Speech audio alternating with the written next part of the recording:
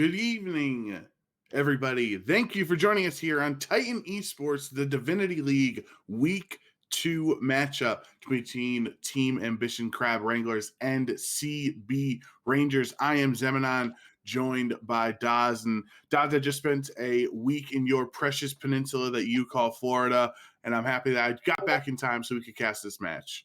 Oh yeah, I mean you had a much further drive than me, right? Like I was home last night after the event, and I was at work today, so really wasn't that difficult for me to be ready for exactly what we needed on this one. But no, it was nice to be able to obviously talk to you. We've seen each other quite a lot this weekend, Joe. We're continuing it on our Monday night as we traditionally do. Yes, absolutely. Remember, every single Monday night, we'll be joining you here with some caveats. But for most Monday nights of the Divinity League here for Titan Esports, Daz and I will be casting a best of 3 every week. And this time around, we have Team Ambition Crab Wranglers, the reigning Divinity League champions, as they won back in November. They won the title, so they're definitely the team everybody is gunning after, versus CB Rangers, who, Daz, I believe you said, lost their first matchup last weekend. So is that giving you kind of a leaning towards the Crab Wranglers for this week? Yeah, I mean, looking through the stats for the last week as well, it really was a tale of 2 weeks for both of these teams, right? You look at the shortest match of the week was, of course, Crab Wranglers versus Conduit Esports Kraken, coming in at a crisp 20 minutes and 7 seconds. So they know when they've got things going, they know how to play that one and kind of close that game. Not only for the Crab Wranglers did they have those fast games, they also put up the numbers while they were doing it. This wasn't like one mistake, one ace, and they ended the game. You've got Singular Bread over on the Crab Wranglers coming in after week 1 with a KDA of a clean 39, which isn't exactly that bad. Obviously the backside of that stat, deaths per game, 0.5 deaths per game for Singular Bread as well. So that's, one death across a couple of games. Pretty impressive when you look at it, and it's not just, of course, Singular Bread carrying the weight. Kills per game go to Ocean on the Crab Wranglers. The assist makes a lot of sense as they're paired up with Atom coming in on that one as well. So certainly a lot to think about when you come in through it.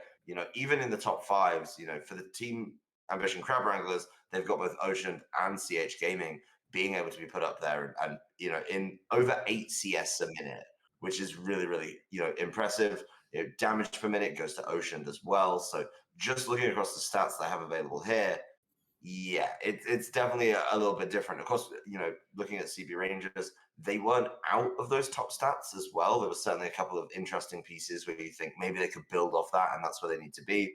They really focus their gameplay around Black Eyed Peas, taking a kill participation of 85%, so really high on that front. And then, of course, Peacemaker coming in with some of the best vision per minute in the game as well. So a lot being kind of focused, I think, around their side of things, being able to play how they want and cause those problems. It's the same thing, right? 2 really good junglers going up against each other is going to be important. Yeah, that's what I was going to focus on here as we get into the pick and ban phase of game 1 between the Crab Wranglers and CB Rangers. Crab Wranglers are on blue side, so they can have that first pick. The Zach ban for CB Rangers, this is what I was going to say, Daz, was I was looking at Black Eyed Peas OPGG account, and he has been spamming Zach, Amumu, Viego jungle. So it's all green junglers that Black Eyed Peas has been going for. So I don't know if that's a coincidence or not. Maybe he's running like the green jungle smite or camp, the little buddy helping him out there. How wide is your opinion on green? Right, like I'll give you Zach and I'll give you a Mumu. But Viego is like it's green. He's the Ruination and everything's all green. The Ruin King is green. Very different green. Oh, we're doing the double green band just for you, Joe. I'm telling you, there's a lot of pressure on Black Eyed Peas. Like he looks like this matchup between Singular Bread and Black Eyed Peas can be very volatile for these teams.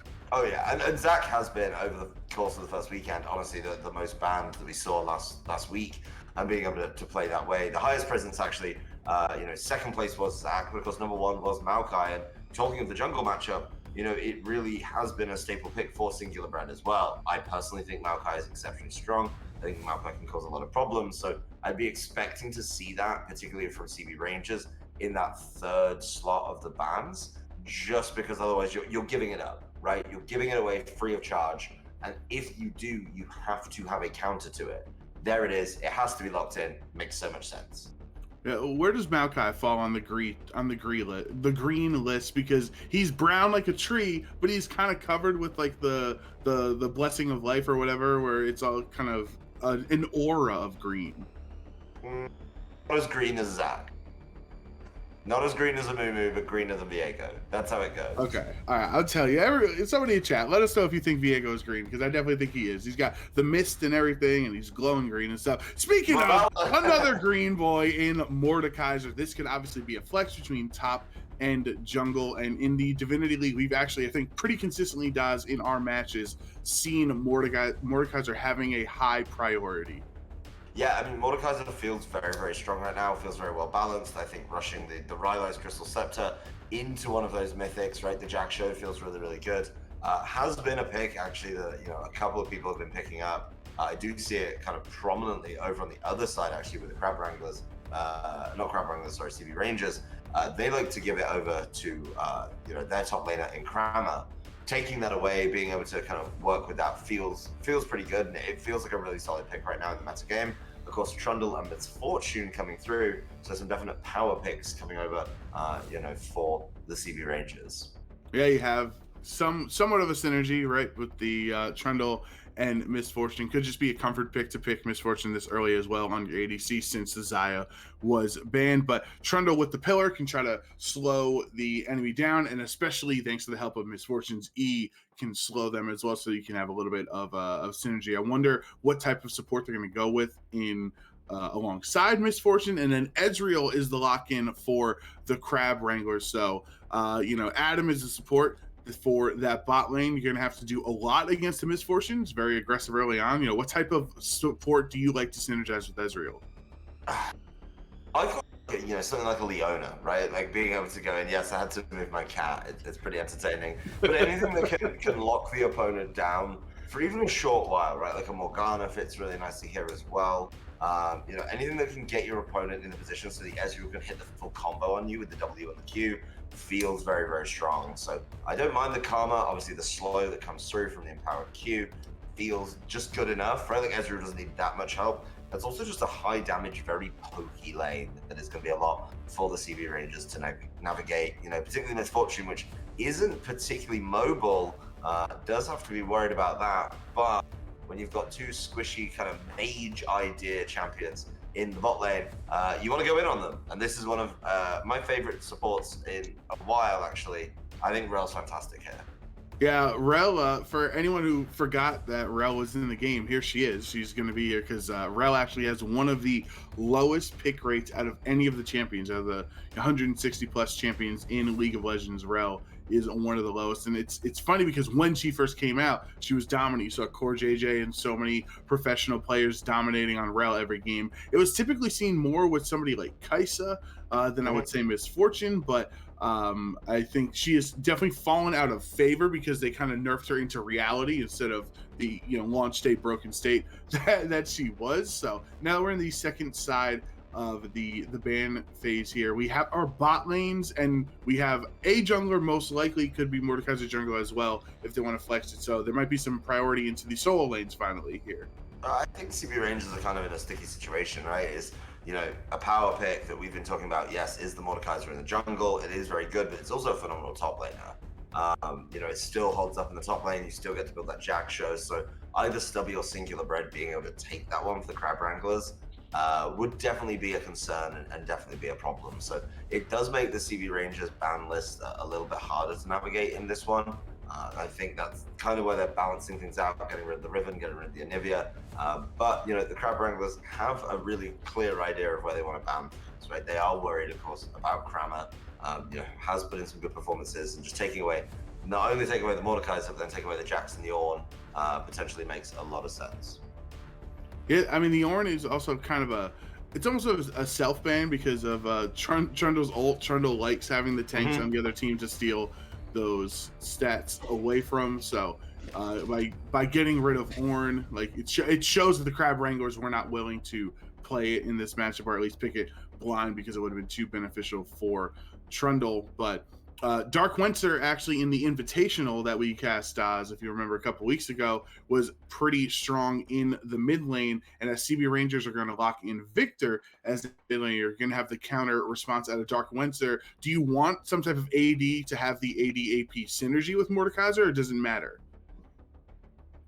I think it really depends on the top lane, right? Like you get to double pick your solo lanes here, and as long as you do a split of AD and AP, I think it's absolutely fine because you'll be kind of leaning on the Mordekaiser as just kind of that middle ground. Do not mind this. I think if you're going to commit to a farming mid lane, being able to take the Vigar, being able to stack up, or the Victor obviously empowers and builds those new items, just makes a lot of sense to me. So really seems to be like a smart pick here. But now I want to see an AD top laner. And looking through the options for Stubby, there's certainly some good ones there. And the Cassante is still open, which is kind of like that awkward hybrid. Would probably leave them a little bit too AP heavy. But the Jack's gone.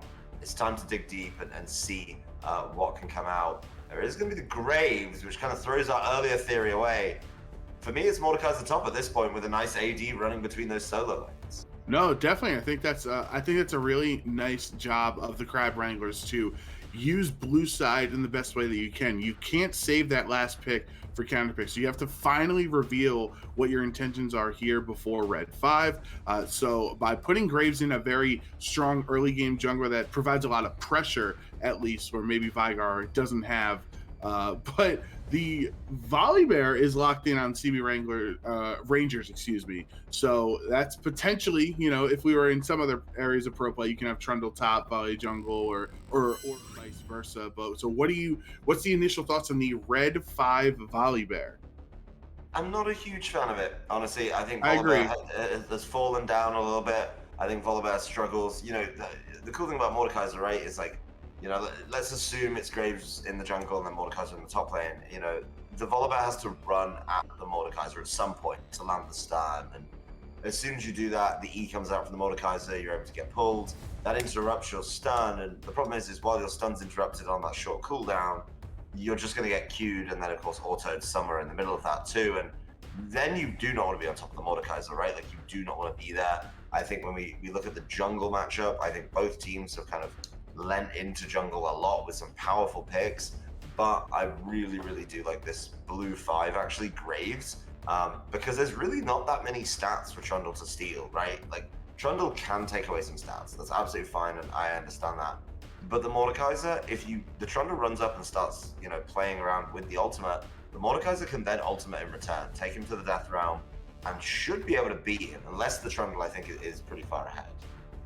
Yeah, I would agree. I actually just the first glance at the draft, how it worked out here, I'm definitely leaning towards the Crab Wranglers because of their flexibility. There's many different options that they can carry through, but like if you compare it with Vigar versus Victor, well, now Dark Winter is able to keep up in scaling with the Victor, who typically likes to be one of those scaling mid laners. You would think Volibear would not perform as great the later the game goes on. Rel is still a bit of a mystery, but I like the Karma pick up for Adam because, one, it's an enchanter, which is just really strong on the meta right now, but specifically trying to buff up these type of teammates like Mordekaiser and Graves as they go forward, and having the backline support of Karma, Ezreal, Vigar as your meat shield up front is able to stay safe. I really like how this team synergizes together. Kind of interesting for CB Rangers is they built like this wombo combo core, right? The Victor and the Misfortune, after the Rel pulls them all together, the Volibear lands over the top with the ult. That makes a lot of sense, but kind of being able to be mobile has been a big thing. And Crab Wranglers just, they have the Ezreal that can obviously, arcane shift away. You've got the Graves that can dash away. The Mordekaiser can just actually go hide in the death realm with somebody. The Karma can shield across the whole team. So I don't know if that wombo combo is as powerful as maybe it looks on paper and has done in their scripts. Yeah, I wonder what the matchup here, because I have such little experience seeing Rel in solo queue when I'm playing. Usually you'd see more engaged type supports, typically like The first thing I thought when Karma got locked in was that they left Leona up with MF, and that's a very prominent bot lane duo together. And Rel does provide the same role, so it could be a bit of a comfort pick there to choose Rel over Leona. But things like Nautilus or Leona or Thresh or other types of engage supports have definitely been a lot more common in the meta. So this bot lane of MF and Rel really wants to take advantage, maybe get some prio, push the Ezreal Karma in, so they can try to miss some of the CS or something like that. Do you feel as if Miss Fortune and Rel, with either help from Volibear or Trundle, whoever's going to end up being the jungler there, is going to be able to sufficiently target down the opposing bot lane? I think if Atom and Ocean play kind of, similarly to how we've seen them play before, just being able to keep that distance, land that poke, get that in early, that should be a bit of a winner, right? Like, it's all well and good being the Rel, but if you're going in at half health or 60% health, it starts to look a lot dicier. And once Rel commits, I mean, that's part of the kind of difference I think between Rel and Leona. When Rel commits, she really suffers after that point, and it's all about that one commitment. At least Leona can obviously tank up and walk away. Not being able to do that, though, is certainly problematic for the Rel. And even though I think Rel's a cooler design, I think that's probably why we haven't seen as much of it, because every time I think of picking Rel, I just think of picking Leona. So it's certainly a tough one. I do like that everything will be, the one thing that obviously Rel does over the Leona is group them a little bit more with the ultimate, which is going to help out the Miss Fortune, the Victor, and the Volibear. But if that doesn't land properly because of an arcane shift, because of a dash from Graves, yeah, it's about to look a whole lot different. And I wonder if you bring up the synergy that CB Wranglers have, where you can, just pop your ultimates all together in an area and just absolutely delete something that gets stuck there. Vigar is not necessarily a mobile champion, right? He's just kind of hanging out. He can get away with his cage. He can buy time to walk away from a team engaging on him. But if they're able to get in and successfully break through Vigar's cage, that could be a very easy target for, say, if Rel comes for a gank mid and have Victor and Rel just really tackle down the Vigar because he's not able to get away easily. But in a team fight, it's not going to be that easy, right? Like, Mantra Inspire from Karma is going to cause a lot of problems, because those shields, particularly when you take one of the more supportive builds, do end up just kind of nullifying one of the ults, right? So you could go Miss Fortune Victor. Yes, the Rel and the Volibear will come in and cause CC issues, but as long as that Mantra Inspire lands, you can kind of survive through that, I think. Even as the Vigar, and obviously, as you said, by that time with the cage being able to cause those problems. So, if Vigar keeps one of them out with the use of the cage, and then is able to, allow Karma that time to use Mantra Inspire, it's about to get very different. I really do think Event Horizon is a big factor here, because like both teams want their opponent grouped in a specific way. And we are going to be getting into game one here relatively soon, so we can just keep, recapping on how it went. I think the second half of the ban phase for Crab Wranglers was 2 top laners. I was looking through their OPGGs as well, and it was a lot of Jax and Renekton. So the Ornn maybe was just, we don't want to have this meat shield that's going to be hard for Ezreal Graves, for example, to break through, but Renekton falls through the draft, and that could have been something if you go Mordekaiser Renekton as well on the Crab Wrangler side. I feel like it's a potential option. Could have been, I should say. It's certainly an interesting draft. We're going to take a short break before we head into the game and see exactly how it plays out.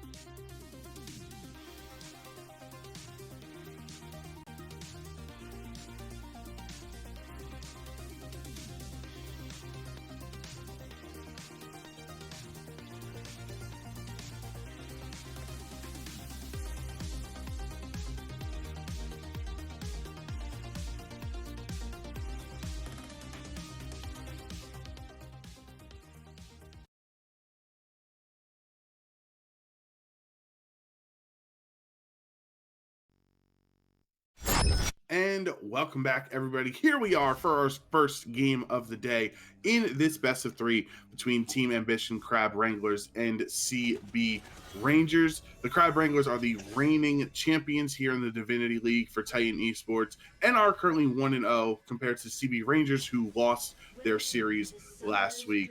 It is locked in that Black Eyed Peas is on Trundle and Krama is on the Volibear. Volibear can be just as annoying of a top laner to face, honestly, as Mordekaiser. So that can be actually a pretty volatile matchup.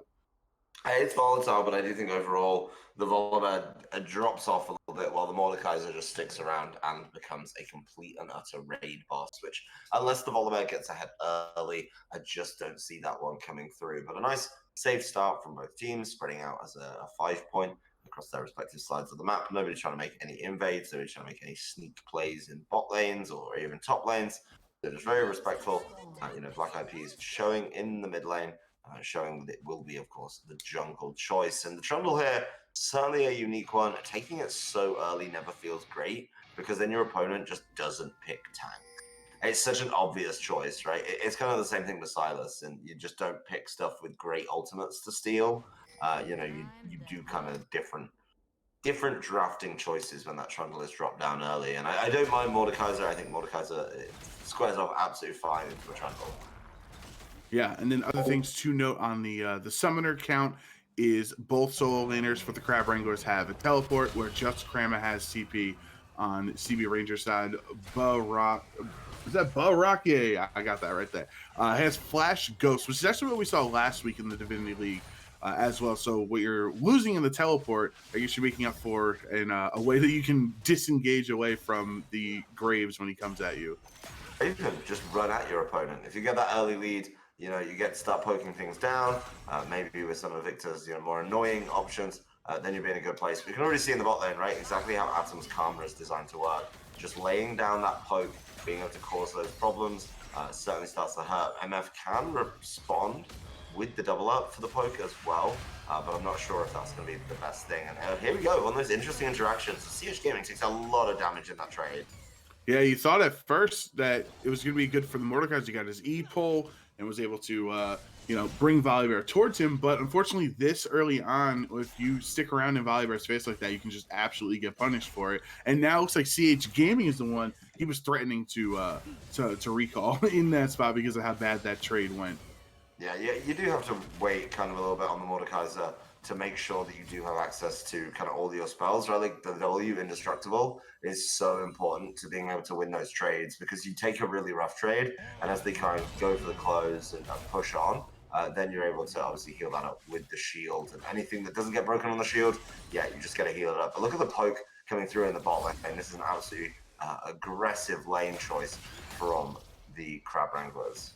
And that was the real downside you mentioned about Peacemaker and this Rel, is once you slam down and get, lose that mobility, it's very tough to get out. We actually saw Peacemaker switch forms and then just try to walk back to turret as fast as possible. Your movement speed is so slow after that transition that it just let the Ezreal wail on Rel, repeatedly as she was walking back to the turret. So that could be good news for the bot lane of the Crab Wranglers if they can keep this up. There's potential in jungle gank there from Graves, but decides just to place a ward down first to make sure. Wave is there. Peacemaker is actually really low, but Ocean taking the turret shot might mean they're going to call this gank off. Yeah, I think as soon as that turret shot comes through and the fact that you had to clear the ward, it's time to call it off. But the bot lane of the CB Rangers is being forced to leave.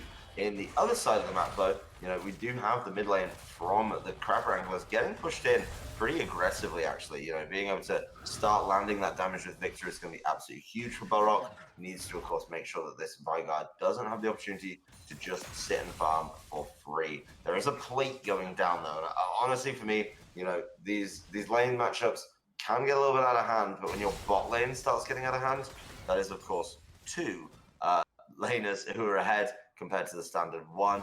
As top lane's back to neutral, but of course CH Gaming did use the teleport and knows exactly where Crab is. Yeah, and Trundle's actually in quote unquote invading into the other side. They're taking the Gromp, so that's going to delay Singular Bread, as Graves is definitely a champion that likes to get as much farm early on as he can. But it's kind of a trade that he's willing to make, as Singular Bread has decided to take the Gromp on the bot side as well. So a bit of a split map for our junglers right now. No like too big of a crazy gank at this point, 5 minutes in. And then Vigar is going to TP back to mid lane while Trundle is on the top side of the jungle there. Well, I think what's really interesting is like how clear it is how they're trying to play this map, right? Obviously they just expired. There were 3 wards a moment ago in the top river for the CV Rangers. Now, with the invade coming through, that makes a lot of sense. Obviously, you want to make sure that you do have the safety for the Trundle. But then the Graves of the side of Crab Wranglers goes to the other side. Singular Bread does engage, does start causing problems that way. So they're both playing to what they consider their strongest lane. Like, I don't think Mordekaiser is weak at any juncture here, but definitely is in a problem. As Dark Winter and Barok actually just ended up autoing each other for quite a while. Yeah, Barok was kind of stuck there. As That's nice. That the walk away, like kind of the no look E, that was pretty cool there. But Barok was stuck because he couldn't walk into the cage, so he just had to stay there and auto attack, like we're seeing right now. Dark Winter is down really low. He's been silenced and he's just gonna have to try to walk away from the storm. And so he's going to keep his life, but is still at such a very difficult position. 6.5 minutes in, are we going to try to have a contest over the dragon right now? You have Singular Bread as he's clearing that ward. Peacemaker walking away. Yeah, well, Dark Winter has to leave right now. He is, of course, going to be in position. And that is, of course, a massive fail flush from Barok, not getting out of the cage. But, ooh, that is a rough one. Yeah, not only down the summoner, but giving first blood over to Vigar, not the champion you want to give an early lead, as he can just stack it up. And we did talk about during the draft how strong of a player Dark Winter is for this Crab Wrangler team. In many of their matches, he can just be super dominant, and if you can take that early lead that a first blood can give you, can help around the rest of the map with that cage. But Kramer just forcing him back over, trying for the cheeky pole again, doesn't work. First dragon of the game does go over to the Crab Wranglers, and Black Eyed Peas has to try and flash away. He does get the blue buff. Is he going to be able to stay? Singular Bread trying to force him down. No, he cannot. He cannot catch up to him, but now Peacemaker's kind of in the top area. Slamming down, and the magnetism. Ocean's able to E over the wall though, so he's actually able to be safe. And now Adam is left for dry, as Ark's Knight can just keep autoing it down. Graves is against 4 champions on the other side and had never a chance. Adam does get away. Black Eyed Peas almost gets taken out as well, but no, just barely hanging on. Well, that was a crazy fight there. I think the chase on Black Eyed Peas was a little bit too aggressive, and then it's a very good punish from the side of the CV Rangers, right? Like, they understand exactly what they got to do. Of course, Black Eyed Peas has that advantage. Being level 6 is able to use the subjugate to start causing problems, and then just goes from there. So, starting to hurt. Peacemaker is so low, but they are all on Atom. Bullet time is going to kill Adam from RZ, getting the first kill of the game. Ulting away is Krama, but then walking back and saying, wait a second, I can win this match. I have a level lead. I'm going to flash forward under the turret, gets the auto, but then the turret takes him down. So a 1-for-1 trade in the top lane there. Now it's still 3-3. Gold is still relatively even, just a couple 100 of gold apiece difference. It's really a tale of the two halves, right? Like, the top half of the map, the jungle and the top laner, feeling very, very strong there for the side of CV Rangers, but the bot lane and the mid lane feeling really good for the side of the Crab Wranglers. So this game getting off to a pretty explosive start. It took us 9 minutes, but we're already at 3 kills to 3. I think one team can tighten up their play here and start carving out the advantage. The only big difference maker for me is, of course, that Mountain Drake that sits on the side of the Crab Wranglers. So that is the slight difference maker. Of course, I think, now that we're all over level 6, we can have some even crazier fights. Yeah, Ocean just gained level 6, so he did not have the True Shot Barrage available in that last fight. Might have been nice just to get a little bit more damage down, but Rel and Peacemaker, decided to go for a little bit of work in the mid lane, so Adam is going to have to respond. Trundle is in the area. Black Eyed Peas, you can't walk in that direction because you need a hit, and the pillar stops him. So this is a 2v1 situation. Have to use your shield on Mordekaiser. Is it going to be enough to try to get one on your way out? No, it's not. Kramer gets the kill. Yeah, no way that you can get out of that 2v1 with no flash, no ability to get over that pillar, and no ult to buy that time. And that was really, really cool being able to, find that option. They knew that the ult was using that previous 1-for-1 that they exchanged in the top lane.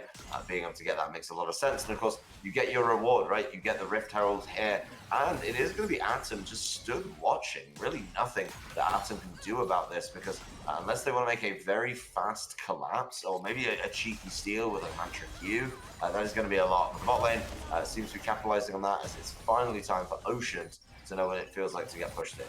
Yeah, Arcanite used the bullet time just to push the wave under so they can recall in a better spot. And Singlebread was at the red buff, was kind of in the area when the bot lane for CB Rangers was pushed forward. So you could have had a 2v2 potentially down in the bot lane, but instead decided that farming was more helpful for the long game, as it did let him recall and get the full item. Yeah, getting the Umbral Glaive is big here for Graves, right? And that's something that I think is going to be a big push, is being able to clear out that vision, being able to find those options a little bit better. It makes a lot of sense, as once again, Dark Winds are taking a good bit of poke there from Burrock on the Victor. Just being able to land those spells makes a lot of sense. But now we're back to kind of the classic assignments. Everyone in that lane, or junglers, just hide out, getting those camps for themselves.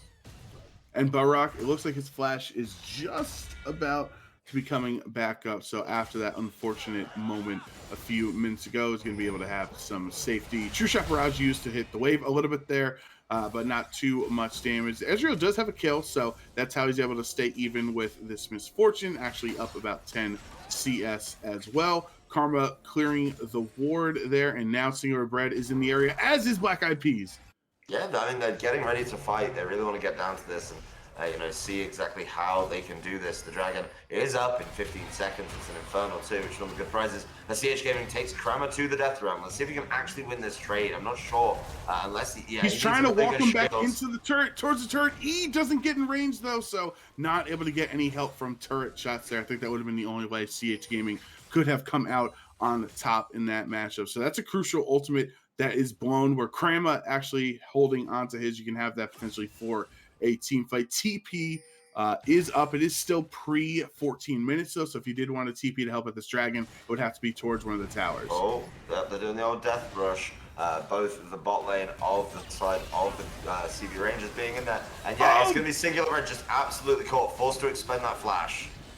And they are going to keep chasing. The pillar actually pushes them, gives them some safety for Singular Bread, because now the red dragon, the Infernal Dragon, I should say, is trying to do a little bit DPS for the Crab Wranglers side. Peacemaker goes back in, going to trade their own life for it, but that will get rid of the Singular Bread. We'll get rid of the jungler there. So now it is just Black Eyed Peas as the only person with the smite available. There's no jungler to stop it. Dark Winter is half health. Pillar displaces him a little bit. And Cramo with the ultimate just going to force them out. You don't even need to get kills. Just let Trundle take the dragon and poke him down a little bit. And that is a big win for CB Rangers. Yeah, CB Rangers have been playing these team fights really nicely. Getting to the objective first is absolutely huge, and then being able to use some of the abilities on their side, just putting on a good performance. Honestly, this Trundle for Black Eyed Peas has been really impressive with some of the pillars, and CH Gaming is still struggling to catch up on that CS. May get a plate here, may be able to try and push that advantage,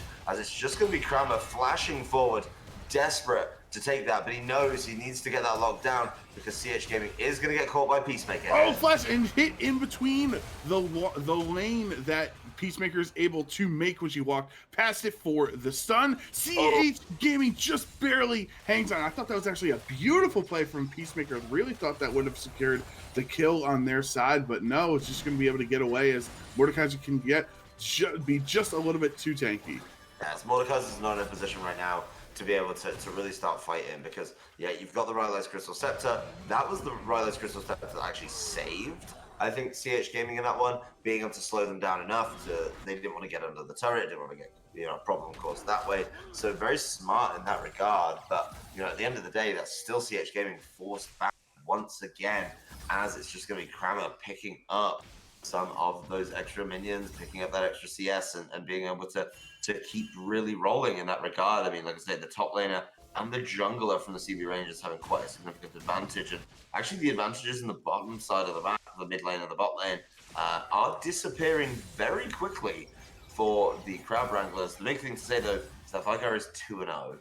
That is a big concern as we start to scale through the game, as Burrock could be in danger here. Uh-oh, got a little greedy, trying to walk forward, has to flash to get forward just to secure that kill onto Vigar. Will trade his life, making sure. And now it's all up to Peacemaker to try to get away. But when you are that slow on Rel, there's really nothing you can do. Singular Bread waiting to reload and take down Peacemaker. Adam is just barely hanging on after the bullet time, though. Black Eyed Peas really walking forward, trying to get that pillar. Doesn't actually get the kill, though, and they get to safety under the turret there. So I don't know if Peacemaker needed to use their ultimate in that point, as you know that they were going to go down, because now you don't have that ultimate for your next team fight. But the mid lane turret is broken open.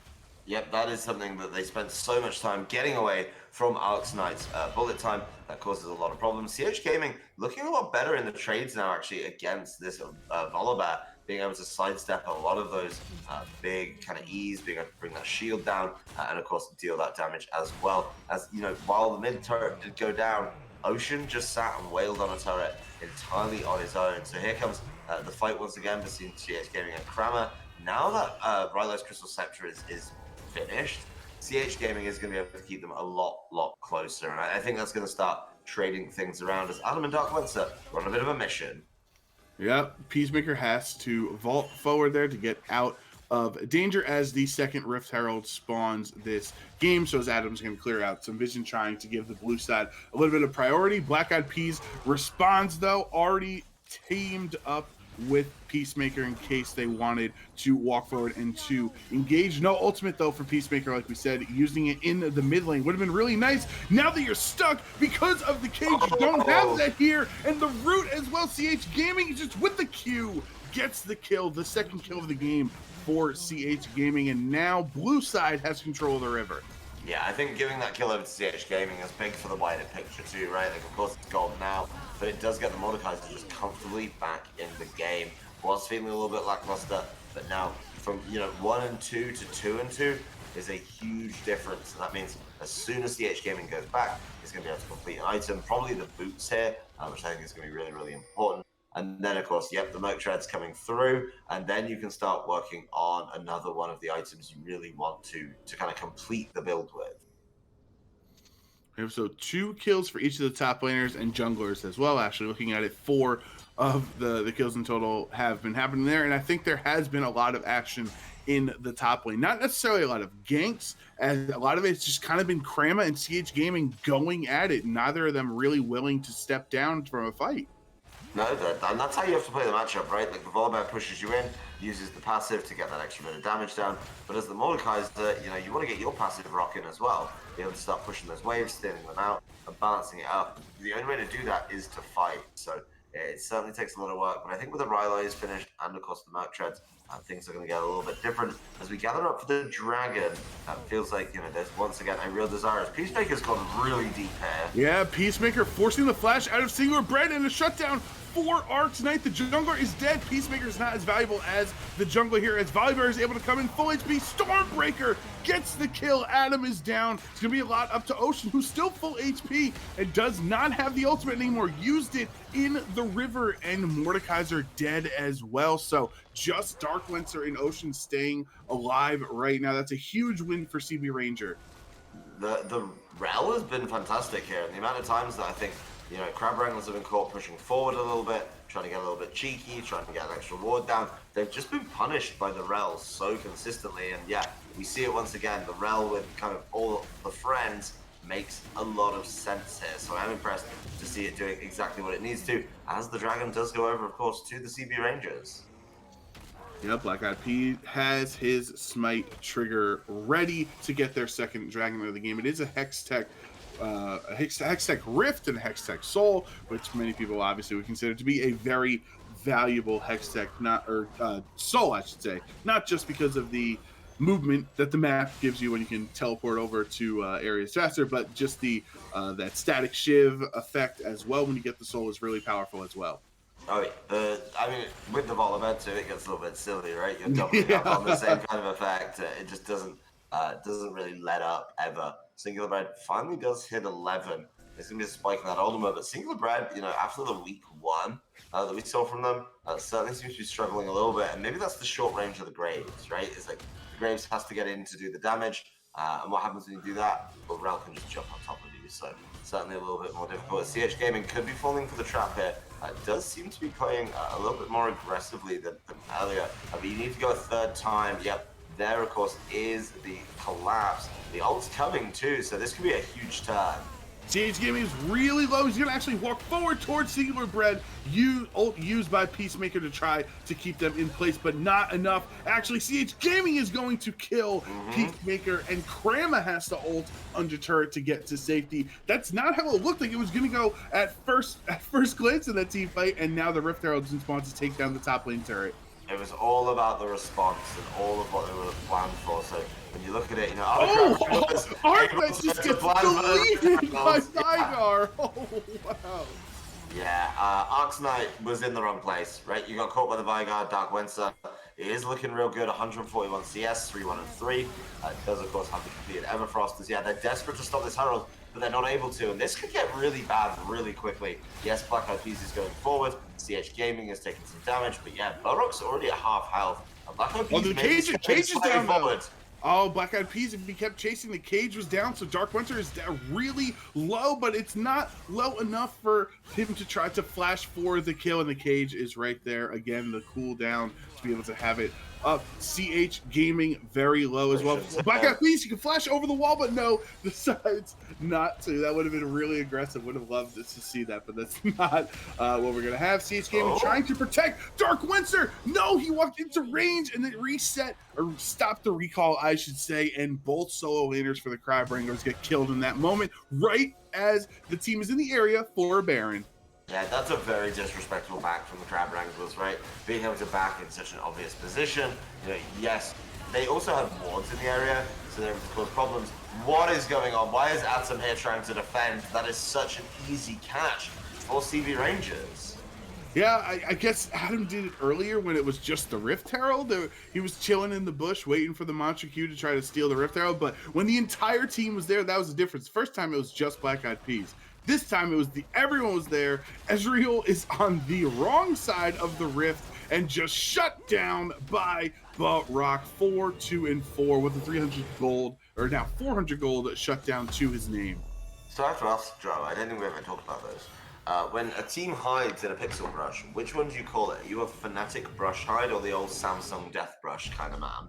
I think the Fnatic is more in common with like my understanding of how the brush works, but I'm not gonna discredit anyone else for whatever they want to call it. Yeah, the Samsung brush hide was like one season where Samsung had no other plans, but it feels like a little bit, not trying to knock on it, but it feels like Atom, watches the objectives, right? Like sits in the corner and watches the objectives, and on the Karma, like, what are you gonna do? Yeah, you're gonna poke them with a Mantra Q, but I'm not so sure that this is the way to go. As right now, it's CB Rangers gathering up with the Baron. It makes a lot of sense, their lane assignments, right? Leave the volley up top with the teleport, get down to the fights, push out the bot lane, obviously scoop up to the mid lane when required. But while you're there, there's going to be a dragon in the middle, and it's going to be one of those hex techs just ready to go. Ezreal has completed the Navori Quick Blaze Power Spike for any ADC now with the 40% crit, but Singular Bread flashing into the lane trying to get away, and beautifully used by Black Eyed Peas to get that kill. Adam has no chance against Volibear and Trundle, and that's another kill. Give it over to your junglers. That's what you do. Double kill for Black Eyed Peas. Junglers do have rights, apparently, especially when you're 5-0-6 on a Trundle. And once again, it's just the Crab Wranglers getting a little bit frisky, getting a little bit too far forward for my tastes, and all of a sudden they get punished. A really nice collapse from Krama being able to get that down. Just seems to be like they're really working around this Trundle. Honestly, I've been impressed. I didn't think at the lobby after the draft that it was going to be that way. I thought there was a lot more going for the Crab Wranglers. But they've just been caught out 2, 3, 4 times. Backyard shutdown goes over to Ocean. He locked Black Eyed Peas in with the cage. He had nowhere to go, and they let the ADC get all of that gold, which can help them. We are about to be 25 minutes into the game a little bit over 3,500 gold lead for CB Rangers. So it's not too extensive to how the game feels. Okay. But after these kills, when Peacemaker is going in, you have so much follow up as Rock follows as well with his ultimate, but actually doesn't get too much as he's on the run away. The blue side actually gonna get control of the river here for potentially their second dragon of the game. Yeah, I mean, the big thing there was Arcs Knight got a little bit disruptive and, wasn't able to land that ultimate. So I think if that Rel ult goes in, that becomes a big problem. Oh, there it is. It's kind of a desperation bullet time. Yeah, bullet time into nobody, essentially. Not that it's like Arcanite wasn't trying to get any kills with it. It was just trying to ward everybody off, saying, don't walk in this direction or you can get hit by my bullet time. So another crucial ultimate not really used to much great threat there. I believe that's called the zoning bullet time.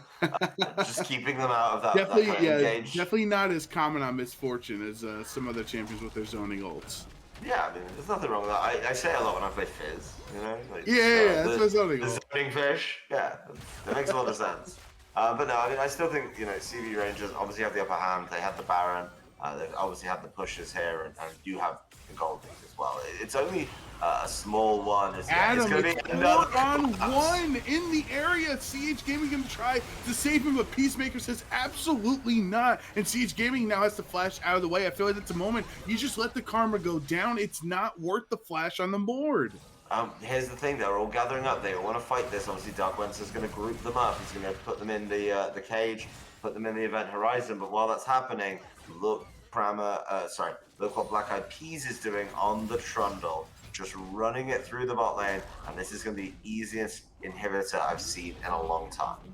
Yep, Titanic Hydra as well is going to mean that he's just taking a straight. He doesn't need a minion wait. Oh, Black Eyed Peas, you just needed one more auto. It would have been so cool if you killed them after you killed the turret. Peacemaker going really far in front of Ocean. Don't know if that is a very safe, and obviously has to retreat back with the rest of the team so they can take that tier 2 turret in the top lane. But Black Eyed Peas, he was the one auto away from having a really cool moment.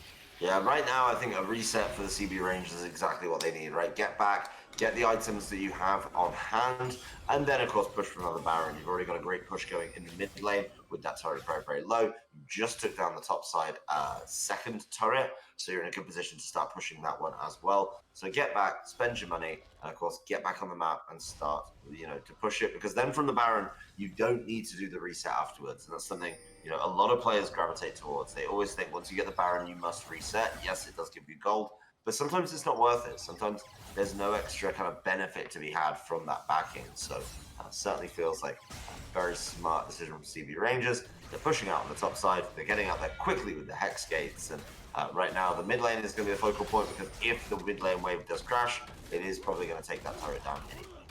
It is funny looking at Peacemaker's scoreline and trying to have a justification for why they should be player of the game when you look at that. But he kind of understands the role on Rel is you go in, you understand you will not get out, but the value that is provided by when you stomp down and use your ultimate powered up with Victor and Misfortune, everybody huddled like that, just showed it's so good. Oh, E pulls 3 forward on CH Gaming, not actually doing anything. Bullet time brings CH Gaming down to half, but Peacemaker has to flash over the wall right into Dark Winter's face, though, so you can't even get out. CH Gaming is just going to try to force one more auto into Peacemaker. He takes him down. That's the first kill of this fight, so it's a 5v4 as there are by the Baron. Singular Bread is at half health, has not had a great game so far. 2-5-8 compared to the super fed 5-1-6 Trundle on the other side, and it looks like only 1 kill is going to go down in that fight. Yeah, but here's the question. Are we at Vigar hours, right? As soon as the Vigar starts landing some of that damage, is that going to be enough? These event horizons haven't quite been hitting. Singular Bread going a little bit far forward, getting caught with the double up, and Atom gently clearing out the ward. But of course, as soon as this Vigar can find an opportunity, Dark Wenser still sat at full health with Ocean landing that poke. We are going to see a kill very quickly with a small rotation of every spell that Vigar has. As once again, it's Atom caught by the pillar. That's a flash away from the pillar, and Black Eyed Peas is still chasing, decides to walk off because just getting queued down. Their ultimate used on Barak's end as well. 3-on-1 in the mid lane. Ghost popped, and it doesn't matter. Shut down for Ghost is actually used already. Excuse me there. But he was dead either way. He couldn't use it to escape. Look at that cage. Black Eyed Peas is stunned as CH Gaming is trying to bring him down to half health, getting a little bit more push in the mid lane here. Ooh, that E, that would have been a lot of damage if it hit. Yeah, the big thing though is somebody from the Crab Wranglers needs to go back. Somebody needs to clear this wave out because there are supers crashing on their turrets. Makes a lot of sense to send back Dark Wenser. Does hit the Void Staff on that back as well. So being able to get that as once again, singular bread. You know, even as you said, not a great game. Not afraid to go forward. And honestly, I'm not sure about this grades pick in general.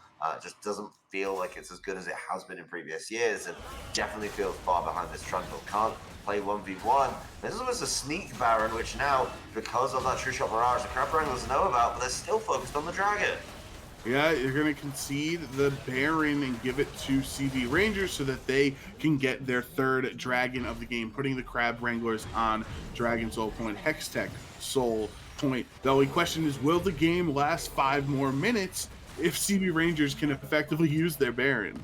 Well, outside of that one little issue that we just saw, right, where the Super Minions managed to get in the base of the Crab Wranglers, I think they've done a really good job of holding the fort. You know, there's not really been that much pressure, because we did see Black Eyed Peas trying to take down that inhibitor turret, but not getting it actually makes the world of difference there, because as soon as that turret goes down, that then becomes a focal point. I think CB Rangers kind of took their foot off the gas, have allowed the Crab Wranglers a little bit back into the game. I mean, at 31 minutes, 32 minutes, we're still looking at about, you know, a 3,500 gold lead.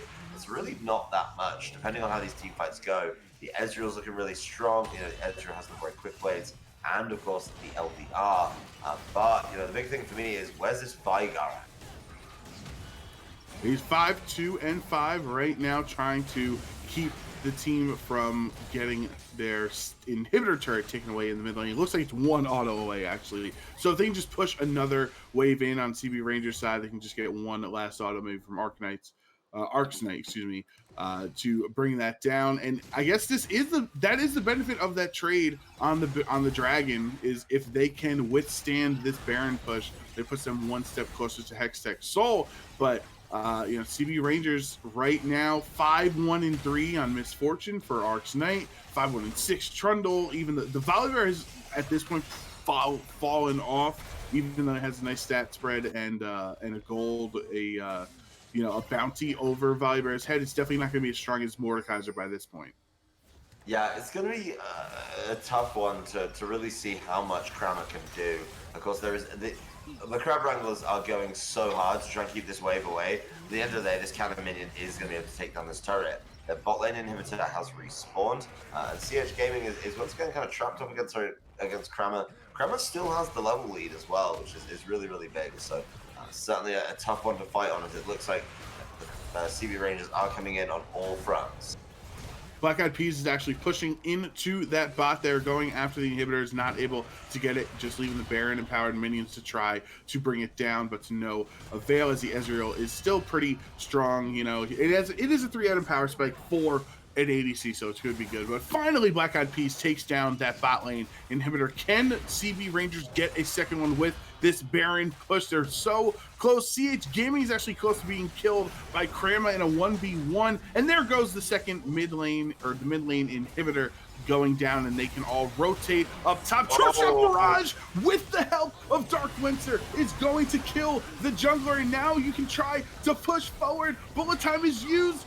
Force or flash from Peacemaker over the wall, still dies. Ocean gets that kill. 0-9 on the Rel, and they were so close to getting all 3 inhibitors. It ends up as a 2-for-2, though. I think both teams are very okay with that, especially for me, the Crab Wranglers. They've already been able to lose 2 inhibitors, but they keep CB Rangers out of their base. On the other hand, CB Rangers got 2 inhibitors. That feels really, really good for them, because now they can just focus on the top lane, and with those 2 inhibitors in the bot and mid down, then it becomes a tricky one, because as you mentioned, Crab Wranglers spent a lot of time focused on dragons. Problem is, can't really just rush out and take a dragon, even with the help of the Hextech, when your bot and mid inhibitors miss it. Yeah, that's true. That would be pretty risky. You know, we thought it was a little risky to trade Baron for that last dragon. I think leaving your at that point the inhibitors were close to or had already respawned in the bot lane. So this is definitely a different scenario that they would be approaching because Trundle with this build, and you know, we know how Trundles can go, how they can attack super fast. Usually I like the slugger Trundle personally. I don't know about you. I like killing all the minion waves with the baseball bat, but you can kill those waves with any type of skin on Trundle. Yeah, I think Trundle, I mean, Little Slugger's my choice as well. As this CH Gaming taking Kramer into the death realm, and let's see how impactful it is. Yeah, there's just not enough Adam's damage in the here, area. so yeah, Kramer could get caught out here. Stormbreaker is used defensively to try to ult away. True Shot Barrage brings Black Eyed Peas down to about 30%. And there is the CH Gaming and Adam 2v1ing Krama. He is level 16, so he has or 17, so he has a level lead over Mordekaiser, and that's why it's taking a little bit longer, but slow and steady should win the race. And because of Adam being here, CH Gaming is eventually going to get this kill. Oh my god, the minion waves, what are they doing? E pulls him back. We have the full passive for CH Gaming to bring it back up. You might as well let Adam get the kill at this point. No! Dark Webster actually kills Victor off screen. Shutdown goes to Mordekaiser. Singular Bread is close to being dead, but not enough. Black Eyed Peas in a really bad spot. Ocean and Dark Winter combination to kill the jungler. Hey, they're down to a 1,500 gold lead right now as Peacemaker is running away. He's of course going to use the blast cone to try and get away, but it's not going to be easy as Peacemaker doesn't get over the wall. Has to use an ability to get that way as Singular Bread keeps chasing. Peacemaker is done.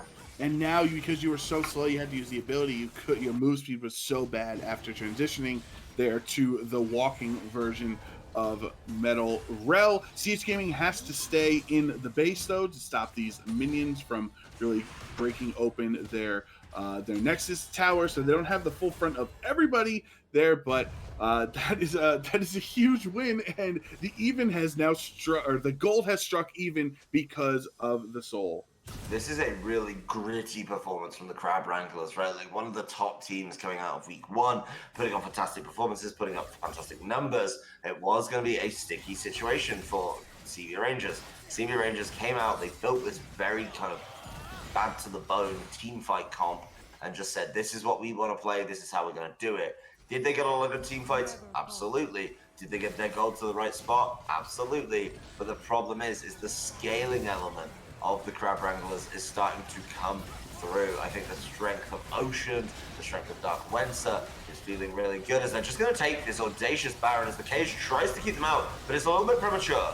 Down 3,000 health, Singular Bread. Can you get the heroic Baron? No, you actually die beforehand. Ocean gets a kill though, shut down on to Ark's Knight. So another 8th kill for the Vigor. Peacemaker walks forward to their death. A double kill on the way out for Dark Winter though. Ocean is down, shut down for Victor as well. It's all up to the Mordekaiser right now. Baron was obviously reset since they stopped hitting it, so nobody's gonna get it anytime soon. And it's a 2v1. It's a 2v1 situation. Baron actually helping out CH Gaming side, but Rock is just barely hanging on thanks to the shield, and another shutdown back in the way. I think that's it. Yeah, there's the teleport. Kramer being able to teleport forward as it is an ace, or sorry, a 4-man team fight there. Atom is backing, is getting the health back.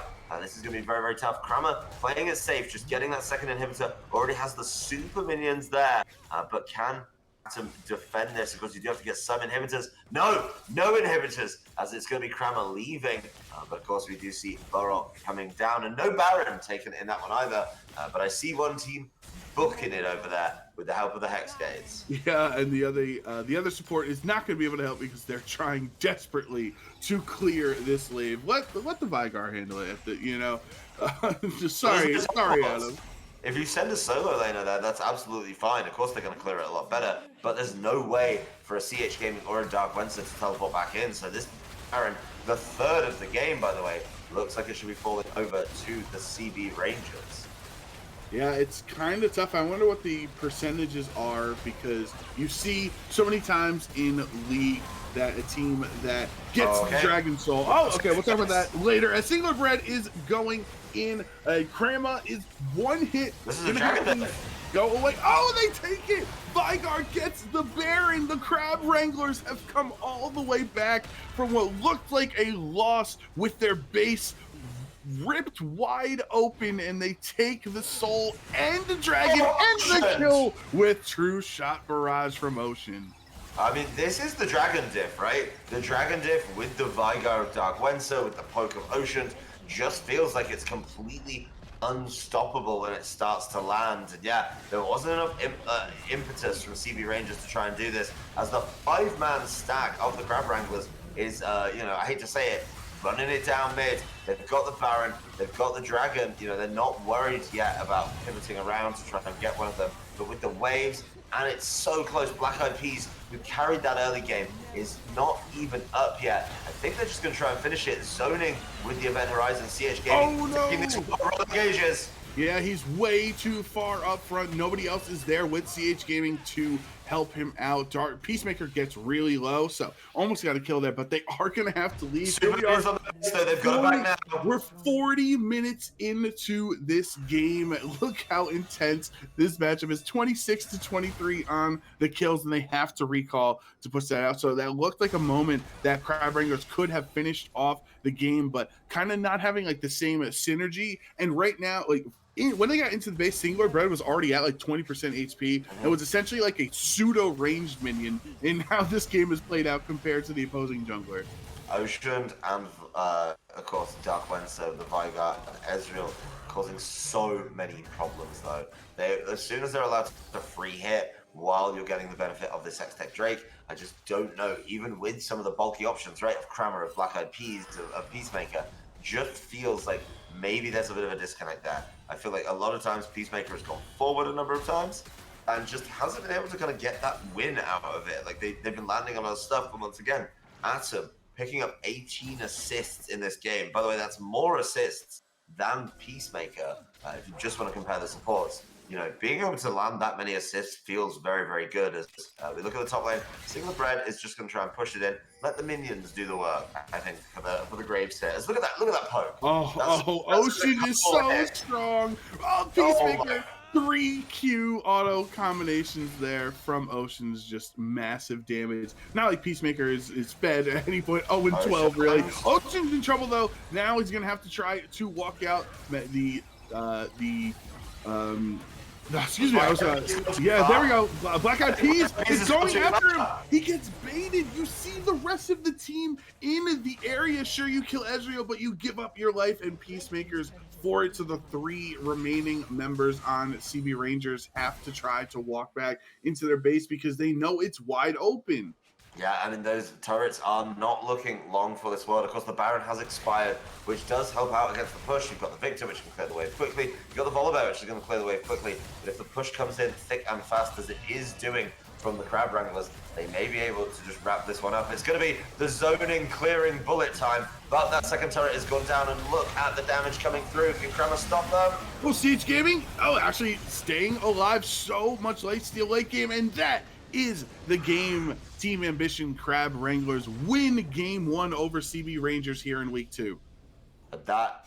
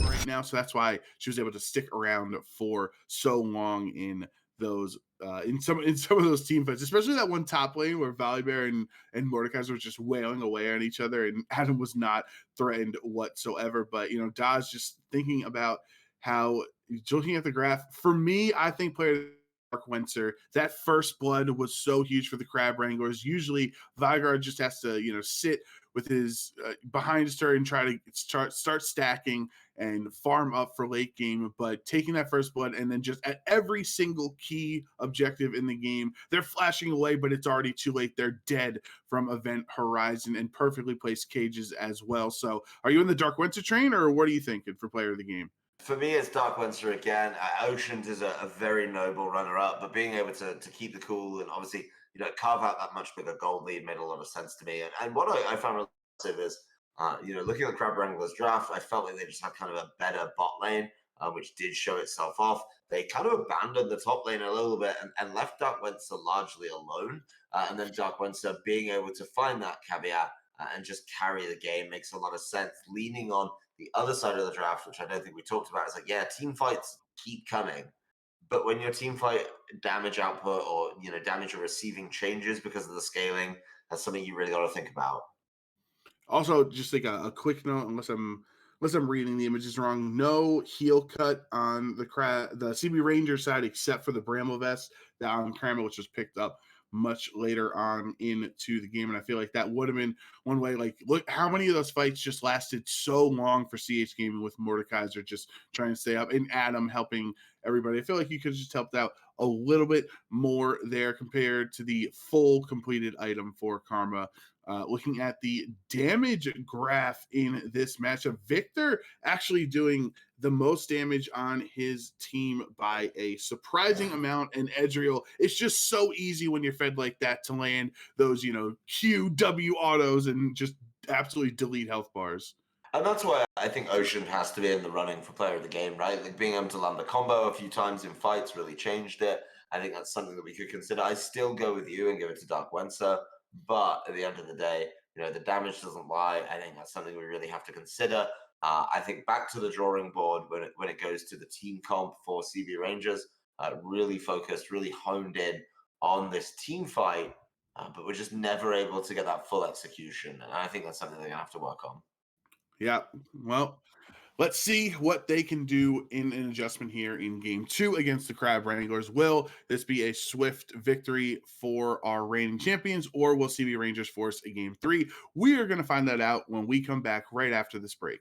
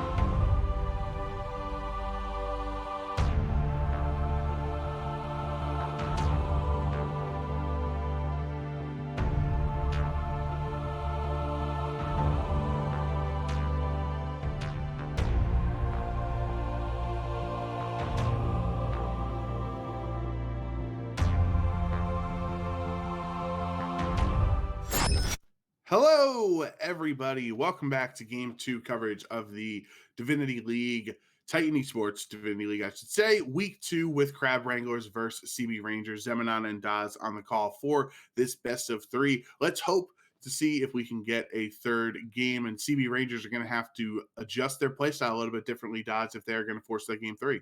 Yeah, don't let Vigar through. It's probably my choice on this one. That was a long game. It was grueling, and I do think there is a mentality that the CB Rangers are going to have to shake off because they had like 2 or 3 opportunities to end the game, and they didn't take them, and it's disappointing to see. But then you give the Crab Wranglers chance for Vigar to scale, Ocean to get even more items, and that was really the downfall of them. So draft didn't go quite as I expected. I thought that the team fight comp was going to get caught a little bit. I think the top lane actually has to be a focus for the Crab Wranglers. I do think the Crab Wranglers, obviously, they're not playing with their first choice top laner. They're playing with a sub in CH Gaming. It's usually Stubby, but Stubby, definitely a different champion pool, I think. And CH Gaming fell behind early, which did buy a lot of time for the CB Rangers, as there was the follow up with the the push from the jungle to really keep that one going and keep the ball rolling there. So maybe something a little bit safer for CH Gaming. Take away that threat, and then that can change the game a little. And here we are at the start of Game 2's draft with the want to confirm which side is blue side and which side is red side. Did the CB Rangers choose to stay on red side? We'll have that information for you as they're coming out. I think the crowd. Okay, yeah, I was going to say because Crab Wrangler was banned to Moo in the prior game as well, so that would mean that CB Rangers are on blue side. Yeah, it makes a lot of sense that they want to swap and take some of the early power picks. So just had to get that one corrected real quick. But Crab Wranglers getting rid of the Trundle, that was really problematic for them. And of course, kind of pivoted their draft a little bit, which may have forced their hand in the draft. So I like them getting rid of that. I like them getting rid of the Amumu. The Mordekaiser coming away from the CB Rangers. So did feel it was a problem. And in the end of the game, it was, even though it took a while to get there. But the big thing I noticed is Maokai is still up. That is pick. Okay. Yeah, that's a pick that the Crab Wranglers won, but so are they going to give it away? The average one thing. The other thing I'm thinking of is the Zach ban for the Crab Wranglers because Black Eyed Peas, at least like in his stats online, Zach is his most played, and Zach is just like a disgustingly strong champion in my opinion right now. So I'd kind of rather play Maokai than Zach, and they do ban Zaya yet again like they did in game 1, and so you're saying one team gets Zach, one gets Maokai. Yeah, I think that's absolutely a fine handshake to make, right? I mean, Black Eyed Peas has played a lot of Zach, and then you look over at the side of Singular Brand, who's played a lot of Maokai, and I think the Graves obviously did a lot of damage, did a lot of work, but didn't feel as impactful. So I think handshaking these tank junglers that both do a lot of work engaging is absolutely fine and plays to the strength of the teams. Yeah, I guess it just depends on how you see it there because like I'm so scared about Zach. You are right though that they are going to trade junglers here with Zach and Maokai. You wouldn't assume it's going to be Maokai support, as that has been nerfed into the gutter many times over the last couple of seasons. And that Zaya is just showing that there's a lot of priority given to Ark's Knight as the only ADC that's banned out of the first 6 there. And they actually had a pretty solid game on Misfortune. I think were like 5-0 at one point and had a shutdown. Yeah, I mean, the Fortune definitely caused some problems as its ADC to follow with the Tristana coming through. So being able to get that on Ocean, probably rather important. Being able to make sure that, I like the Ezreal, but it's definitely tough to pick blind with no immediate support to follow it up either. Tristana is also an ADC that is tough to pick blind. So that's why I'm actually thinking of it as a potential flex for Dark Wenser because there are many ADCs that outrange Tristana early that it's very difficult. Also, depending on your enemy support, it's difficult. I say that as someone who plays a lot of Tristana, so that's how I know. Sometimes I'll first pick it in solo queue and then just immediately regret it. So it's Kaisa Morgana, the purple bot lane for CB Rangers. And now, do you pick your support here so that they can't ban it out? So you have some answers into this Kaisa Morgana? I think you pick the support right now. You pick something that plays nice into more. The Swain, though, being the pick. So that kind of shows, there's definitely some pivoting potential here. maybe locking things in a little bit differently. And honestly, it throws the second round of bans for CB Rangers into disrepute. They're not going to be able to make those easy, informed decisions because there's a lot of pivoting options. I guess the easiest thing you could do, as they do ban Anivia, which is what CB Rangers did in the last time, don't want Dark One to get it no matter what, is you could ban top lane. That's what I was going to suggest, because if you're not aware, is this Swain mid or Swain support or Tristana ADC or Tristana mid? Heck, who knows? You could do Swain Seraphine bot lane for all I know. I have no idea what Crab Wranglers have cooking here. But if you use your bans in the top lane, you can actually still focus out something you don't want to face, like a Cassante or, Renekton or Ornn, I believe was the ban in the last time. But no, it's 2 mid lane bans in Vigar and Anivia, and the Vigar makes sense, Dots. Yeah, it's 4 mid lane bans across the second portion of this. So obviously expecting the Swain to potentially go bot. I think now if you're going to flex the Tristana mid, that is exactly the time to do it, right? They're focused on the mid lane, but you already had your mid laner. So now probably take a priority. I'd say maybe an ADC here, and then get an informed counter pick on top. I think that's where you take the counter pick. There's the support Karma, so locking that one back in makes a lot of sense. But yeah, now it's going to be a free hit on the top lane, and there's definitely going to be some options. I mean, think about it. Ornn is still up, and if we want to play scaling, yes, CB Rangers are banned, the Anivia banned the Vigar, but scaling works in the top lane too. So I actually kind of don't like the Karma pick here on Red 4. Not that he didn't do a great job, because he was really strong. Adam was really strong on Karma. It seems like one of his best champions. Jax is left open. Last time around, this pick was banned away in game 1. However, you have lost that flexibility by not selecting top lane here. Yes, you do gain top lane counter pick in your Red 5 pick, but if you went for, let's say, Ornn or something similar, Cassante, whatever, in that Red 4 slot, you would then see the entire enemy composition and then get to determine, do I want Tristana mid, Swain mid? You keep the mind games rolling that you now don't have, because you kind of have locked people in. Yeah, I mean, I will say the Jax is one of those interesting ones to pick, because there are counterable options. One thing I would throw out is, of course, the Rammus top. Don't condone it to players who haven't done it before, but it is something that can beat the Jax, because what does Jax do? Auto attack over and over again. We're running through a bunch of different champions here. This is a very interesting draft from the Crab Wranglers, but the Gangplank coming through from CH Gaming, something that they have played a number of times, actually having a good game on it a few days ago. So, it actually works quite nicely, being able to stay away from the Jax and also force the Jax into you. The Jax wants to run at you. The Jax wants to get involved, leap strike at you, obviously counter strike you when you get there, the counter strike that you can immediately shed away with the orange. Definitely a tough one for the Jax, as long as this Gangplank knows that you need to keep a barrel at your feet. Yeah, that is one of the ways you can frustrate a Jax, especially in those early levels, by having a lot of pressure in his face. Though that orange is nice interaction that you mentioned there, could help out Gangplank a little bit here. So with Maokai, obviously you would be assuming building in the tank variety, since that's his best build. So right now, that is your main frontliner. Then you have Karma to try to help everybody out. What do you think of this Tristana? Do they get enough value around? Because I'm trying to think of like the lockdown. I guess you have Nature's Grasp and then Swain pull as well. Like, there are ways to let Tristana hop in and try to get some kills, but I don't know if it's necessarily consistent enough against the enemy composition.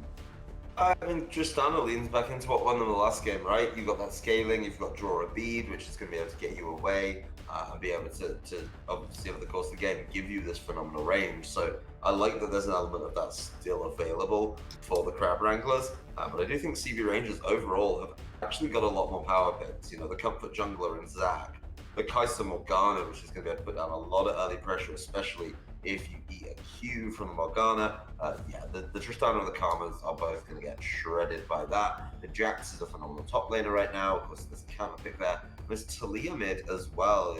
I think giving you that roam potential to kind of help out with that idea that we had from the last game of this team fight comp makes a lot of sense. I mean, if you can bounce somebody with the wall away from their turret a little bit, block them from the turret, then just, Morgana them, maybe zap them as well. Seems to work out really nicely in that regard. So it's all about the team fight once again for CB Rangers, with the exception of the Jacks, I would say.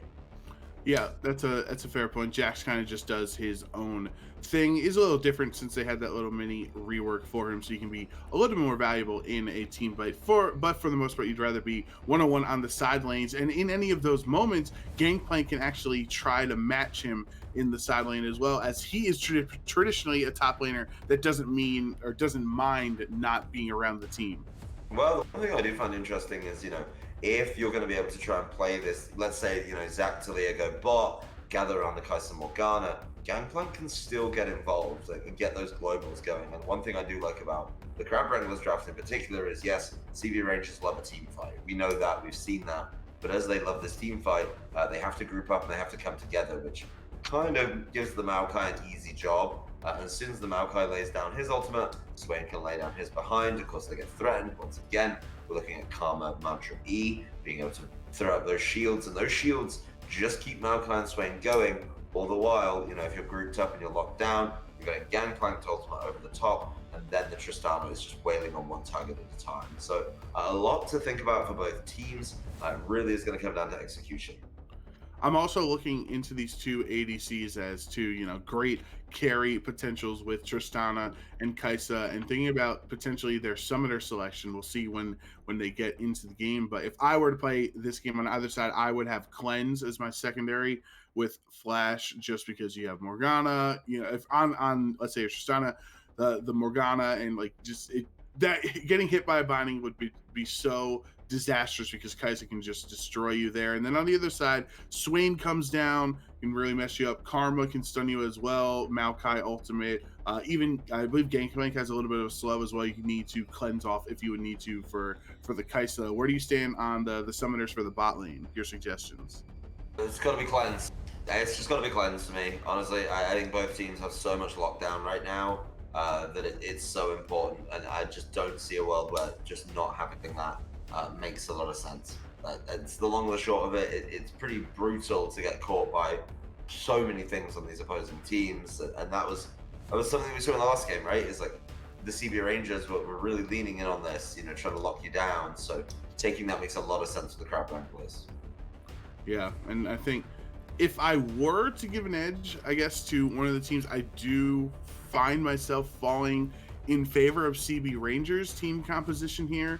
I know last time around we thought the Crab Wranglers might have had the edge, and even though the game for the most part was not playing out in their favor, it eventually did lead to it because of the Vigar. But you have some scaling potential with Kaisa matching Tristana. Obviously, Zach can get incredibly bulky and too much of a tank like Maokai can. Jax is just unstoppable the later the game goes on. So I don't think there's necessarily a scaling lead from either of the squads. So I would look towards that team fighting composition, where I feel like I'd give CB Rangers the edge. What about you? They do have the team fighting composition. I think, honestly, the jungle pathing is going to be a big thing here, and we talked about it coming into game one. The junglers are both very big focal points of their team. They do have their comfort picks on both of them right now, and I think how they play this one out is going to be the big factor, because an early gank, could pivot a lane. Really, I think the Maokai going up to the top lane would be a huge change, and really for me, it's whoever gets that lead in the jungle, gets more impact, is going to be really important. Well, we are going to toss to a quick break as we get set for our game 2 here between CB Rangers and the Team Ambition Crab Wranglers. So when we come back, we will start this game up, so don't go anywhere.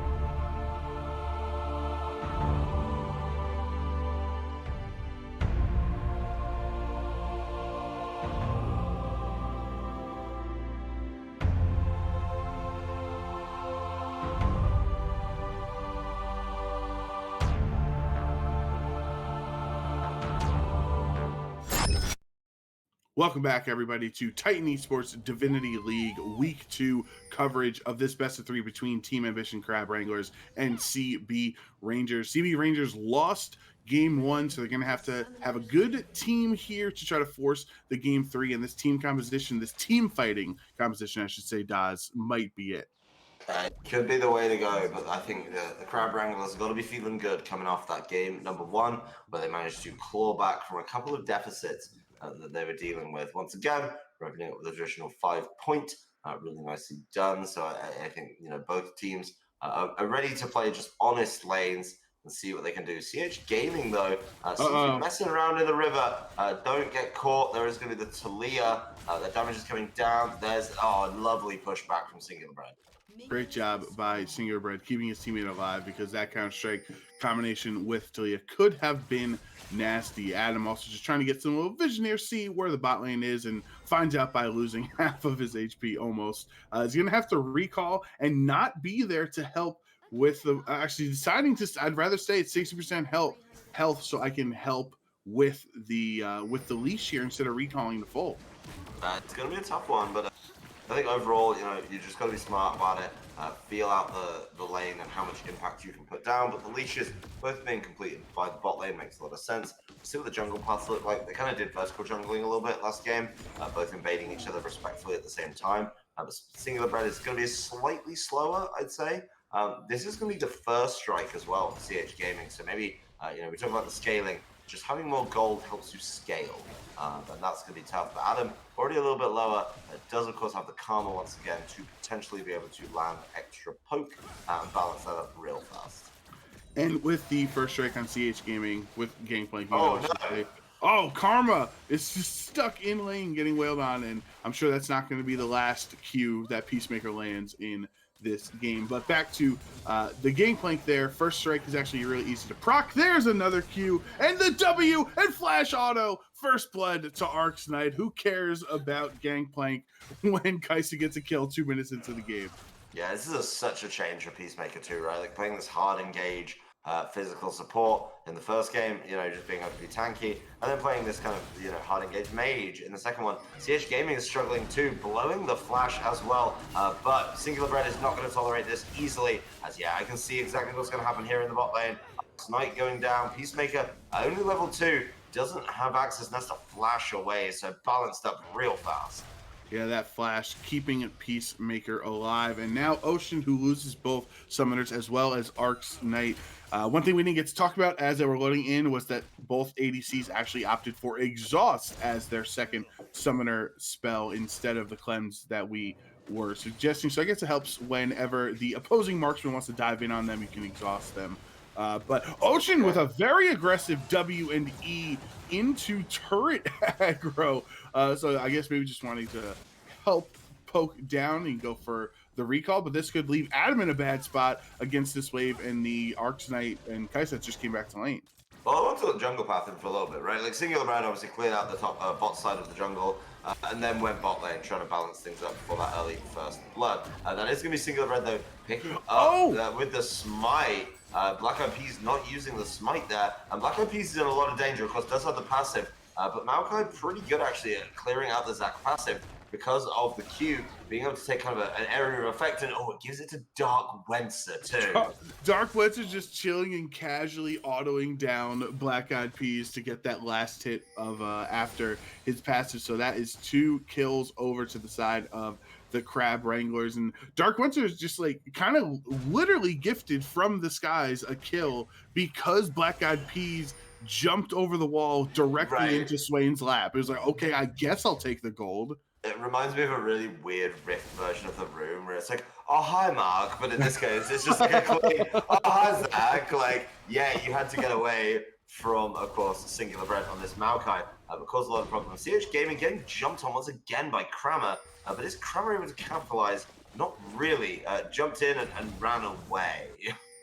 Kramer does have the level lead, at least for this second, and now it is evened up. And Crema low on mana as well. You just, CH Gaming is just able to poke you down. I'm not really sure, as your wave is pushing away from you as well. If you're on the side of Crema, it's not like the safest position to just try to wail away on a gangplank. Q missing from Peacemaker there, and W Ocean is going to hop in. That's the E. Black Shield has to be popped to save him. Second W, it doesn't do damage because the E lasts for so long. That spell shield on Morgana is super strong. Flash forward from Karma. Adam kills Peacemaker. Now Arcs Knight is trying to face down against Tristana, and you're on the wrong side of the rift, buddy. Ocean is gonna W back in. We don't even need our jungler. Bop diff right there. That is a big pot diff. I really wanted to talk about one thing just before we dive back on that. Look at the item choices. It's now double Sheen in the top lane, but in that last exchange, CH Gaming already had that Sheen, and that was where the damage was coming from. We come back to the bot lane, and it's really just a confidence play from Ocean and Atom, being able to say, you know what, we feel we've got the damage here, but you're not able to do that, and the difference now is looking monstrous. It's going to be a 5-4 versus 3-4 when you get to the levels. This is a really rough game for Arcs Knight, not really being able to play the game, even after getting that first blood. So it really feels like the Crab Wranglers are starting to drive this game, not letting themselves get in the same position as last time. Kramer jumps in on a fat wave.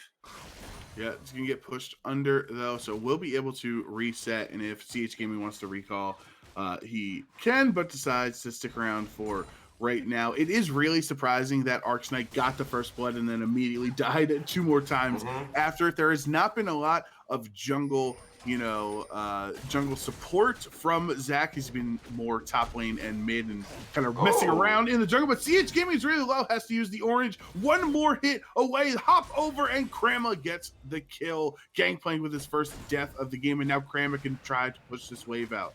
Yeah, and that's really the power of Jax, right? Being able to use that. I think taking the full counter-strike there was certainly interesting. CH Gaming had the potential to get rid of it with the W. It may have been on cooldown, may have been using a little bit liberally, but, taking that counter-strike, then you got caught with the follow-up attack with the Sheen proc as well. That is where the damage really comes from, and as soon as I think that hits, that's when Kramer starts to turn the screw a little bit. Throws down the ultimate, does make sure that even if CH Gaming drops the ultimate on himself, which is a very good way to use the cannon barrage, is going to be a problem. But Black Eyed Peas hasn't been in this game, to be completely honest.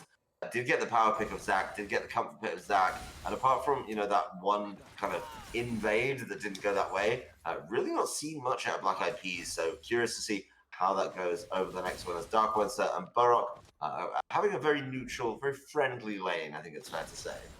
I think Black Eyed Peas is kind of feeling the pressure there as he hopped in, or as he leaped into Swain because he was low mana, but Talia had no mana as well, so he couldn't do anything. Ocean has lost his escape, being a little over-aggressive, and the pull from Black Eyed Peas. Ignite as well. The tick gets it. Adam with his second kill of the game. 0-2 on Black Eyed Peas on his comfort pick in Zach.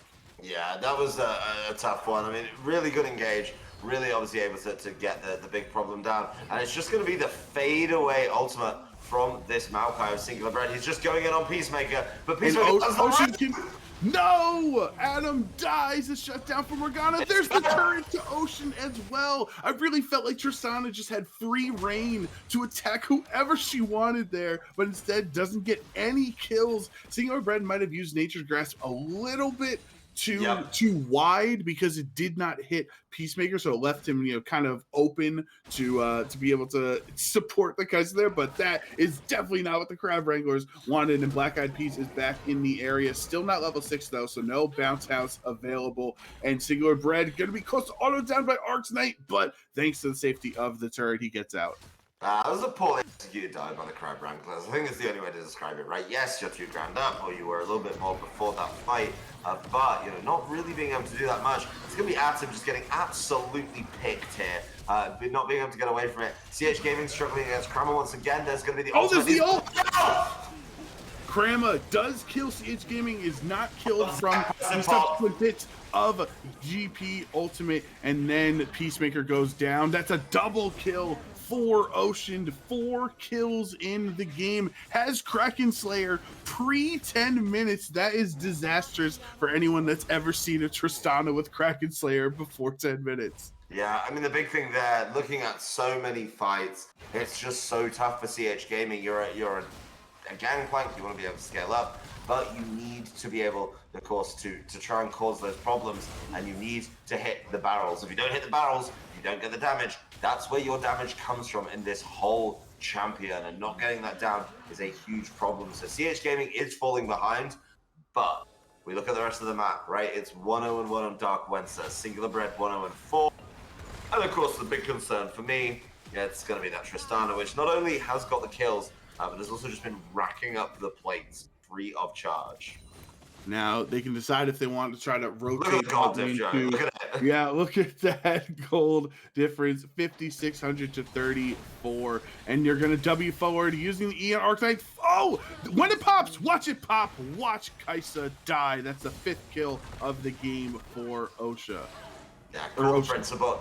Call the principal. I'm seeing some bullying down here, and I don't think this is going to be allowed much longer. Ocean definitely putting a target there as Black Eyed Peas goes in on CH Gaming. CH Gaming just needs to buy time. It's not going to be the easiest thing to do, but here comes Singular Brad. Nature's Grasp doesn't help him last long enough, though. They get stunned, but GP already died before the stuns came through, and with 3 members of the blue side facing down against Singular Bread, he's forced to walk away and give the prio of the rift over to CB Rangers. Ocean is just pushing as far as you can. I would think you'd want to actually recall while turret plates are up and either go mid or top to get as many as you can on Tristana instead of just staying in bot lane. Yeah, but the other prize right there is being able to bully OSHA, being able to bully Arcs, right? Kramer going in once again. It's going to be a lot of damage coming through, but Swain is there, just using the ultimate. Black Eyed Peas is down once again. That's not going to be a big thing. Dark Wenser is chasing Burrock, and Singular Bread is providing that support. Barak is very low on mana, so what can this Talia do? Oh, thanks to the help from Morgana and the root. Singular Bread is really low. Kaisa and Talia combination shut down Arcs, Knights, and Maokai is killed. He also has his first item build, has the Demonic Embrace on his side. This is maybe what CB Rangers needs to get back into this game, is to feed all these kills over to Arcs Knight. Yeah, I mean, it was a slightly silly fight, I think, from the Crab Wranglers, obviously feeling themselves a little bit with the 5k gold lead. Got to be feeling good about that. But giving over shutdowns is going to be gold that is able to be spent by the CB Rangers, because they did stop the Rift Herald, which is clearly the focus, and I think has been the focus over the course of the set. So being able to shut that down is good. Once again, Atom is in the exact same spot, watching that go down. The big thing for me is, of course, Kramer is big. Kramer is sat there at 4-1, and there is nothing that CH Gaming has been able to do. So Peacemaker coming forward. The big one, actually, I will say, is Peacemaker's landed some really nice Morg Qs, which we all know root you for about 8 years, and they've been able to start capitalizing on those.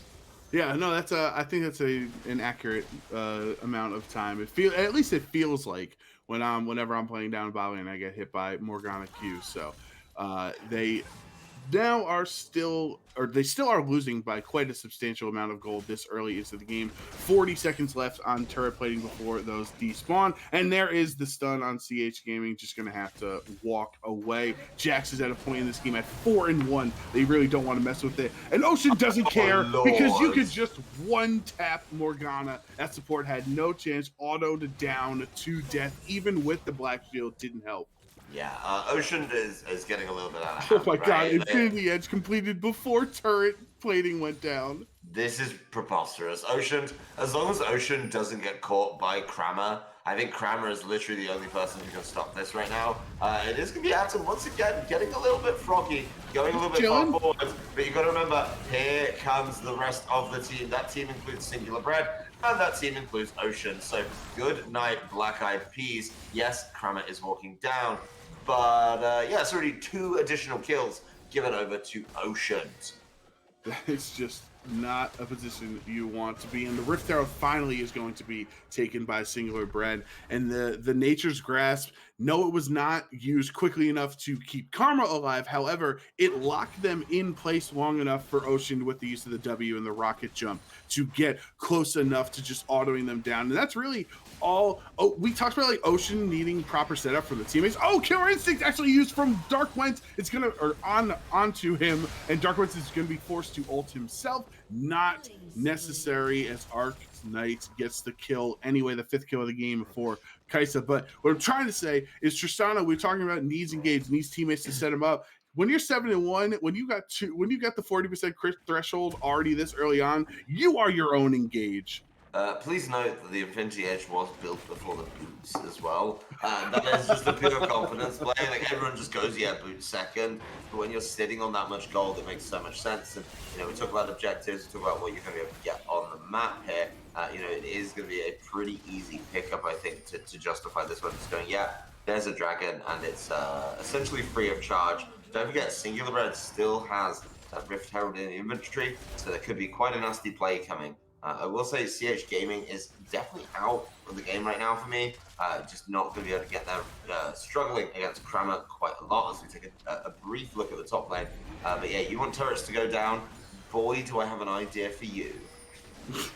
That is going to be from the help of Shelly. Over the wall, Black Eyed Peas comes. Weaver's Wall forcing Maokai to stay on the wrong side, and that's going to be a kill, but Peacemaker gets that gold there. Adam is just going to queue to keep Black Eyed Peas away, but you know that Zach is really good at getting over walls if he wants to chase you down, and that's exactly what happens. The bounce up. Adam is still full HP, so he's not too worried about getting killed there, and the root is going to actually leave them in a better spot. Yeah, Peacemaker coming up to say, hey, knock it off, Karma. Leave my jungler alone. Well, here's my concern, though. They all collapse up towards Atom on the Karma, and it's just left Tristana alone in the mid lane once again to keep farming. By the way, a 40 CS lead going on there, and that if you don't go back, which fortunately hold the W is done it again. This is ridiculous. These rocket jumps are essentially guaranteed kills. Tristana doesn't care about your black shield. She's going to auto through it and kill you anyway. Yeah, I mean, you now have to spend so much time just tracking Ocean on the map, right? Like going around, the only thing I will say Ocean doesn't have is the wards going, but the turret's already down, so Black Eyed Peas is engaged, and yeah, she's just able to jump right back out. Black Eyed Peas getting rooted by the Karma, but the turret's already down, so it literally doesn't matter. This is just a massive difference when we check out the gold differential. Again, 10,000 just barely. 4,000. A 4,000 gold differential in just the ADCs. When, mind you, Kaisa got first blood 2 minutes into the game, but the CB Rangers were not able to capitalize off of it. I feel like Daz, the Black Eyed Peas was not really bot lane enough early on to stop the steamroll. Absolutely not. Here's Singular Bread in the top lane, just covering for CH Gaming, making sure Kramer's dealt with. And it's all really about making sure you're not on the same area of the map as this Tristana from Ocean right now. Ocean is going to be able to start deleting you, building another BF sword in that inventory. So just going all in on what I like to call the big items for the ADCs, right? Those items that really just keep the damage pumping, keep the damage going. I see the longsword in there as well, so I can imagine a Bloodthirster maybe the option. Of course, the second best healing item in the game, and something we can discuss at length a little bit later. But yeah, it's all about moving around the map and taking objectives with this Tristana. For me, when you're the Crab Wranglers, if I'm CB Rangers, I'm going to need picks. I'm going to need picks so that I can go and unfairly fight this Tristana potentially and get that shutdown, importantly, on the right person. For me, that person is Kramer. I think Kramer has to be there, but Kramer really doesn't want to leave this lane with the Gangplank right now.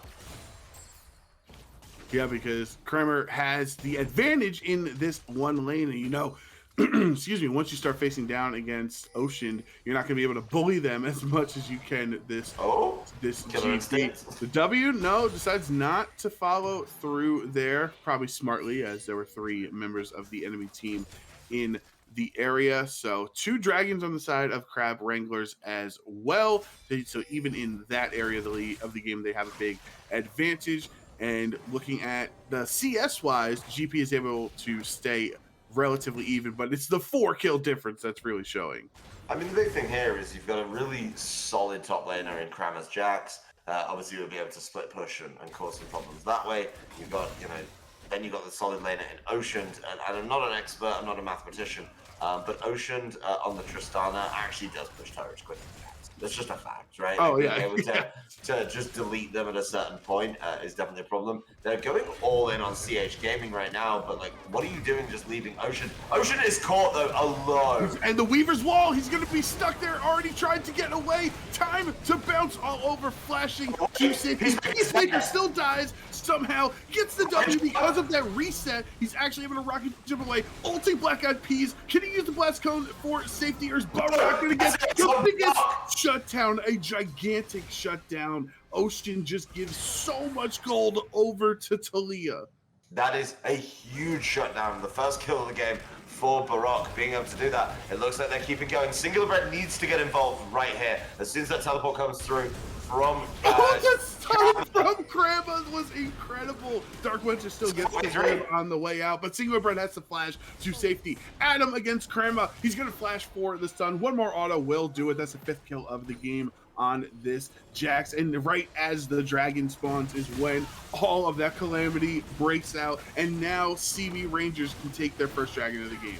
Yeah, I mean, the big thing for me is where was CH Gaming, and of course with the issues in the top lane, just getting caught out, wasn't able to lay down that ultimate, and that ultimate honestly could have saved Ocean in that fight. Being able to lay that down would have been good. It's been used though, and that's where I see the issue, right? Like CH Gaming is so concerned about the self-sustainment, feels really important. That said, it is now the Bloodthirster completed for Ocean and the Tristana. That is going to be very, very good. Of course, Kramer's not quite got all the way to the bulk yet. But once again, even after that kill, Ocean is still playing with confidence. You don't hurt him if you don't kill him. Or you don't hit him, I should say. It's Tristana's quote that I love. Yeah. And he is doing nothing but hitting Peacemaker to death every single time. 7 deaths for Morgana, and you probably imagine at least 6 of those are from Tristana. Yeah, it has to be. It's been crazy, and honestly, I don't know why the Crab Wranglers aren't just throwing Singular Bread on Ocean duty, right? You put Atom and Singular Bread in a duo, just support Ocean, let Ocean just take all the kills, right? That's the big focal point here. Of course, if they can dive on Ocean, that's fine, but that's the goal, right? You keep Ocean safe, as it's just going to be a 22-minute Baron for the Crab Wranglers. And the big thing for me is, what are they going to do with it? Are we going to push it down mid lane? Are we going to push it down top lane? Or are we going to pivot hard away from that? Honestly, for me, it's got to be the mid lane right now, but obviously top outer is that, there's gold on the map. Adam is looking at Black Eyed Peas over the wall, just trying to be a little frustrating, maybe a little bait, have them walk forward while Ocean is in the area, taking the turret at their own, expense. Just a couple of autos is all it took. This Baron push, it's almost like kind of too early because the rest of the team is not caught up to Ocean's, power level at this point. That it's not like everyone else can keep up. But Peacemaker, no! You stand still for 1 second against Tristana, and that is the end of you. Speaking of another shutdown for Crima, as that's the 3rd death of the game on Oceanside. Back-to-back deaths is not ideal. However, they can at least take this top tier 2 turret. Yeah, I don't know how I feel about that. I mean, Ocean, and they've kind of identified this plan of play, right? Ocean is going to rocket jump in, and really, really smart from Kramer to be able to just sit in that bush. The bush was never checked, which with Singular Bread around, honestly, it should be. You have a sapling, you have sapling toss, just check the bush. Atom's caught out by Black Eyed Peas, Kramer's coming back in with the completed balk. Weaver's Wall means they cannot get over, they cannot get away, and Singular Bread, you're going to have to try by hitting into Talia. Brings it blown up, but it's not enough. CH Gaming flashing as well, but there's nowhere to run from this Jax, and that is 3 more kills on the side of CB Ranger. They're handing over gold, and what's really concerning there is Dark Wenser was nowhere to be found. Pushing out the mid lane, barely getting it over halfway, just didn't feel like the team was all on the same page, right? They obviously kept pushing a little bit after the big attack there onto the top side. They got 2 turrets off that. That's great news, but where was Dark Wenser? And Dark Wenser is important in these fights because the whole point of the team comp of CB Rangers is to engage. Black Eyed Peas wants to jump on you. Kramer wants to jump on you. And even Arx Knight wants to jump on you. So while you're getting jumped on, you need something that says, hey, this area is not acceptable to jump in. And that's exactly what the Swain provides. So if Dark Wenser can just group up with the team, I think they can close this out. But a huge fight for CB Rangers. They kept going. They took advantage of an overpush. And yes, they didn't really level up the gold. They leveled up the kills. Dark Winter really needs to be the leader of the no fun zone in this match. You're not going to win this game because Swain pops off. You're winning it because Ocean is at an incredible power spike right now, 200 gold, 11 kills into the game. So if you can keep Ocean alive, but through the help of Singular Bread and Dark Winter, that's really what you can use to propel this lead. It is a 2-to-1 dragon count right now, so it's not like Team Ambition Crab Wranglers are imminently able to secure the Hextech Soul, but it is something that is on the horizon. If there's someone you're going to be leaving on their own, it's CH Gaming, right? At least CH Gaming can provide something with the Cannon Barrage, which is up for this impending dragon fight. Ocean once again going over the wall, trying to take down Burrock, but hasn't respected that Zhonya's Hourglass. Oh, sorry, just the stopwatch at least.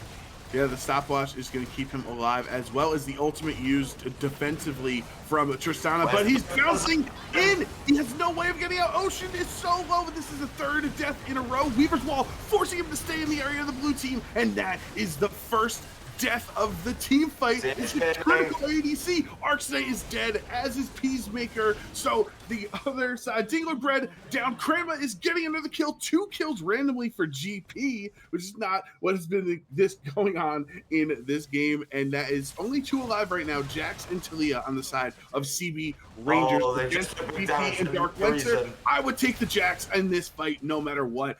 That should be CH Gaming trying to walk away. Krama gets the shutdown. Imagine how GP's behind all game and has a shutdown because of who he got the double kill for. Dark Winter, no, that's an ace, and that should be an evened up dragon count for CB Rangers. That is such a sloppy team fight. I don't think there's any way we can really talk about that without talking about the disconnect from the Crab Wranglers right there. And this is the hubris of where they are in the game. They're a good 6,000 gold ahead, but there is no communication there. Either you leave CH Gaming up there, you leave him pushing that tower, or you just let him ult. It just felt so disconnected with where they were teleporting to, where their wards were available. Just didn't work out. And honestly, Krama is 10-1. Krama cannot be let to jump on your backline. You've got to do so much more about this. That is the big problem for me, and I just do not understand why all of the spells, honestly, from Singular Bread should be going towards Krama. Yes, Krama's going to hurt you if he turns around. Something else I want to talk about in Singular Bread is that build. I love the Demonic Embrace first, but you've got to understand your role on the team.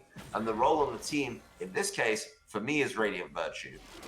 The fact that we're not putting down that Radiant Virtue and we're trying to deal the damage with the Liandry's Torment just doesn't add up to me. Ocean also needs to chill. Ocean needs to back up, stop jumping in, and save the rocket jump to get away from Black Eyed Peas. Literally in that team fight, right as the dragon was spawning, Ocean uses rocket jump and then ults away Black Eyed Peas. The cooldowns are spent. You don't have Navori, you're not going to get your cooldowns back.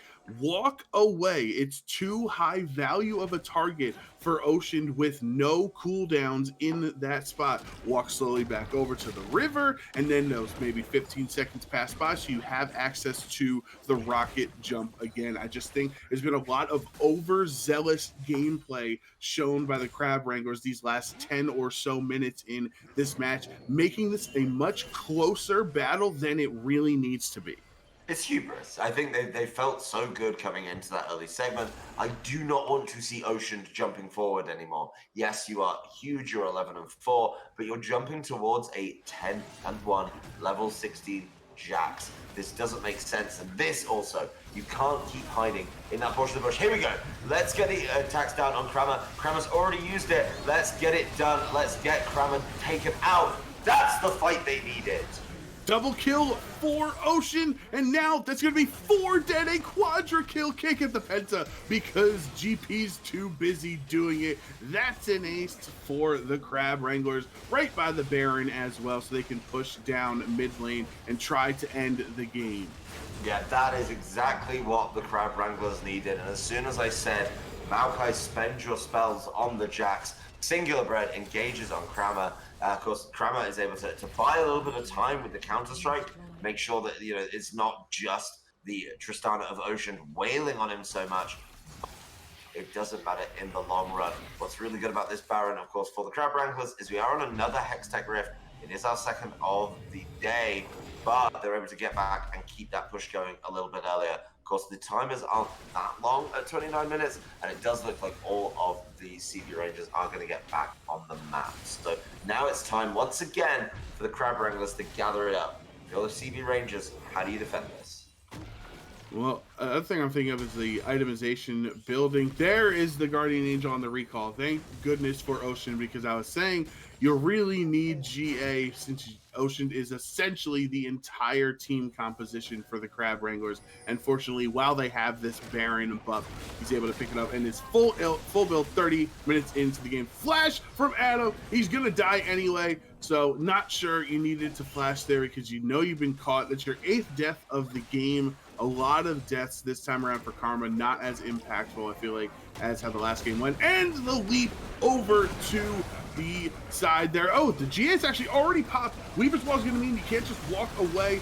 No access to rocket jump either, and that's a shutdown given to the gigantic Kramer. Kramer dies in response because of the triple kill from CH Gaming. That's 3 dead. It's just Rock and Arcsnight left up. Arcsnight's one of the people you would want in this type of situation to defend your base. We do have the 3-item power spike, having access to Infinity Edge as well, and the evolved Q and E, but that was very weird that Jackson Tristana died that quickly.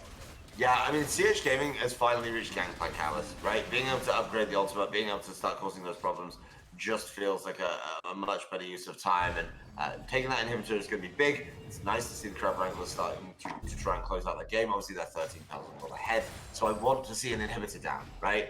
That's kind of the bare minimum I ask at this juncture, because the Dragon is coming up. Honestly, it's been a little bit of a case of getting caught a couple times. Atom gets caught or Ocean gets caught. They just seem to be a little bit fast and loose with it, which I don't blame them for. Obviously, a huge advantage, but this could be kind of the reverse of game 1, where the CB Rangers are able to find their way in, as Black Eyed Peas has been allowed to sit in every bush. I don't think their warning has been respectful enough of that.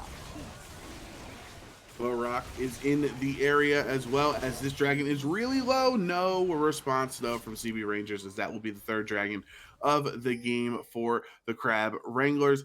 And now, I'm just thinking like some of the itemization on Ocean as well.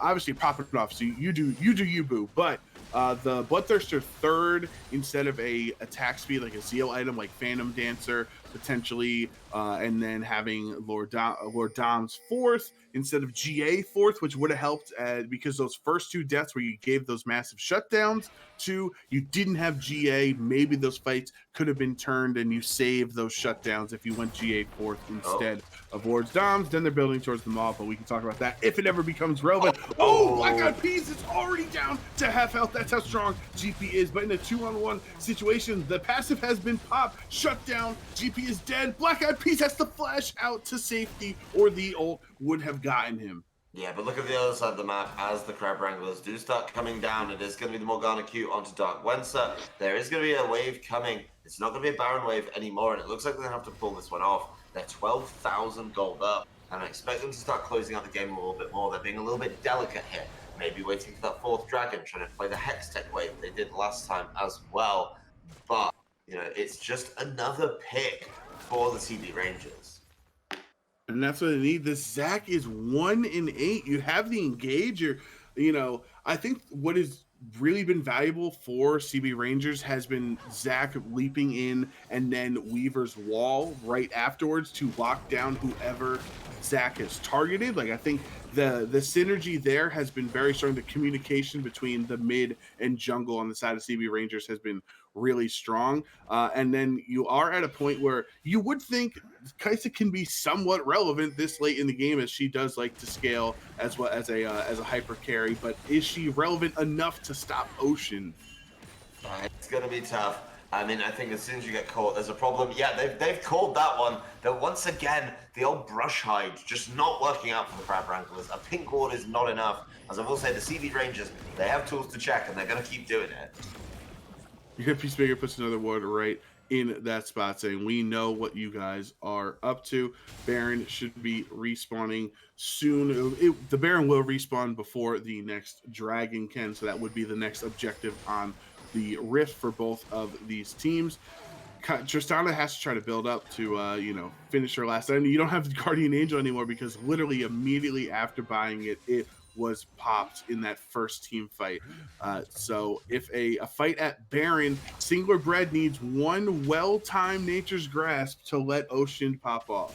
Yeah, And then you that's the have big GP thing. also when they're locked down. GP. Yeah, well, the thing I like about this setup for the Baron is actually it's going to be CH Gaming keeping Kramer in the bot lane, right? Kramer does have access to TP, so does CH Gaming, but CH Gaming can essentially get there first by being able to throw down the cannon barrage at least while you're teleporting, you're contributing, which is going to be very different to how Kramer's playing it. It is, of course, going to be the Crab Wranglers taking this Baron. Yeah, as soon as Ocean start hitting it, that is getting deleted. What I want to see them do now is turn the screw. Do not back. Do not mess around. Just start going for it. As Kramer gets poked out nicely. CH Gaming has grown into this game significantly. Get a Baron wave and just start closing the game. That's what happened last Baron push is they got the ace, they get the Baron, and then they just all immediately recalled without even just pushing the mid lane forward. Like, yeah, you don't have to walk it all the way into the base if you don't want to. I understand that. But they were all dead for 25 to 30 seconds. At least push in the lane and then safely recall to, walk forward as a team. So I think that's where some of the areas where Crab Wranglers are really, they've shown that they're mechanically really strong players in the Divinity League, but some of the communication this series has just been a little concerning. Talia's all by her lonesome up in the front of that battle there, and now you're gonna have to use the stopwatch. It's not going to matter in Ocean because once you stop being gold, you turn to a gray screen, and that is another kill. Singular Bread takes out his jungle counterpart. Another stopwatch from Barak, and that is a kill for Karma. Arcsnet goes down. That's 4 dead. It's just Karma. There's nothing he can do. He gets a nice little kill onto GP to feel better about himself. But as Tristana likes to say, sometimes outnumbered, never outgunned. And Team Ambition Crab Wranglers with another kill here complete the 2-0 over CB Rangers and prove why they are the defending champions in the Divinity League. Yeah, and they're going 2-0 after week 2, so feeling really good about that play. They went the long way around. I think it's fair to say they had this huge advantage. It definitely went 15 minutes longer than it needed to. Yeah, they had this huge advantage, and maybe that's something that they want to think about a little bit. It's crazy to think it's the fastest game in the league, and they're kind of maybe trying to get the record for the longest game in the league as well. But there's really a pretty simple breakdown to do as we look at the post game. Of course, the gold. I'm not an expert on the mathematics around the side of Gangplank, but it is inflated. You do, of course, get that extra gold. So being able to do that one, really, really important. The Maokai, yeah. Once we traded the power picks in draft, I just felt like Singular Bread had an advantage, right? Just the performances that came out last week, being able to put those numbers up on the board early doors. The Zac didn't quite work as well as the Maokai, and the gold definitely reflects that. Nice and even in the mid lane. I don't think either of them were particularly huge that game. Yep, that's a bot diff. And then, of course, a little bit of an extra bit for Atom, who probably could have played a little bit, cleaner, but both supports were very willing to get involved. Yeah, Adam 2-0 today on Karma, where last time we saw him in the Invitational, he was dredge lining forward on Nautilus and dying every time. So I like to see this adjustment from him onto playing in Enchanter. Typically, you wouldn't maybe see Tristana Karma as often as Ezreal Karma or something that likes to poke next to Karma, but using a comfort pick on Adam, one of his top statistically, at least according to his OPC stats, one of his strong supports he has in that spot is really nice. And we see obviously the gold gigantic difference when you look at the damage as well in this match. I would expect actually I would have been wrong as Tristana will actually do the third most damage on the Crab Wranglers.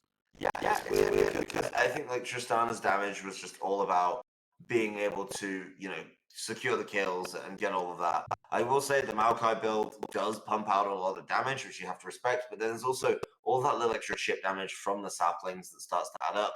And then, yeah, there was big damage being exchanged by the Gangplank, but a lot of it was getting healed off because I feel like the Gangplank was trapped in lane with the Jax. Jax, yeah, clearly above that, but just looking at it, that way, Jax was the only one doing the damage there.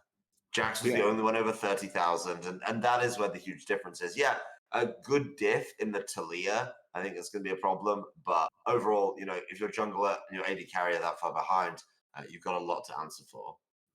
Yeah, it's the stats don't lie, unfortunately, for CB Rangers, and just too many things for them to overcome. I really did like the performances out of Krama today in these two matches, even though it's in a loss. There are some saving graces for CB Rangers to move on for the rest of this week, but or the rest of the season, I should say. But Daz, it's been an exciting first 2 weeks in the Divinity League here for Titan Esports. Obviously, Oceans was player of the game. We don't really need to have a conversation like we did in the first one. But what really has stood out to you about this week?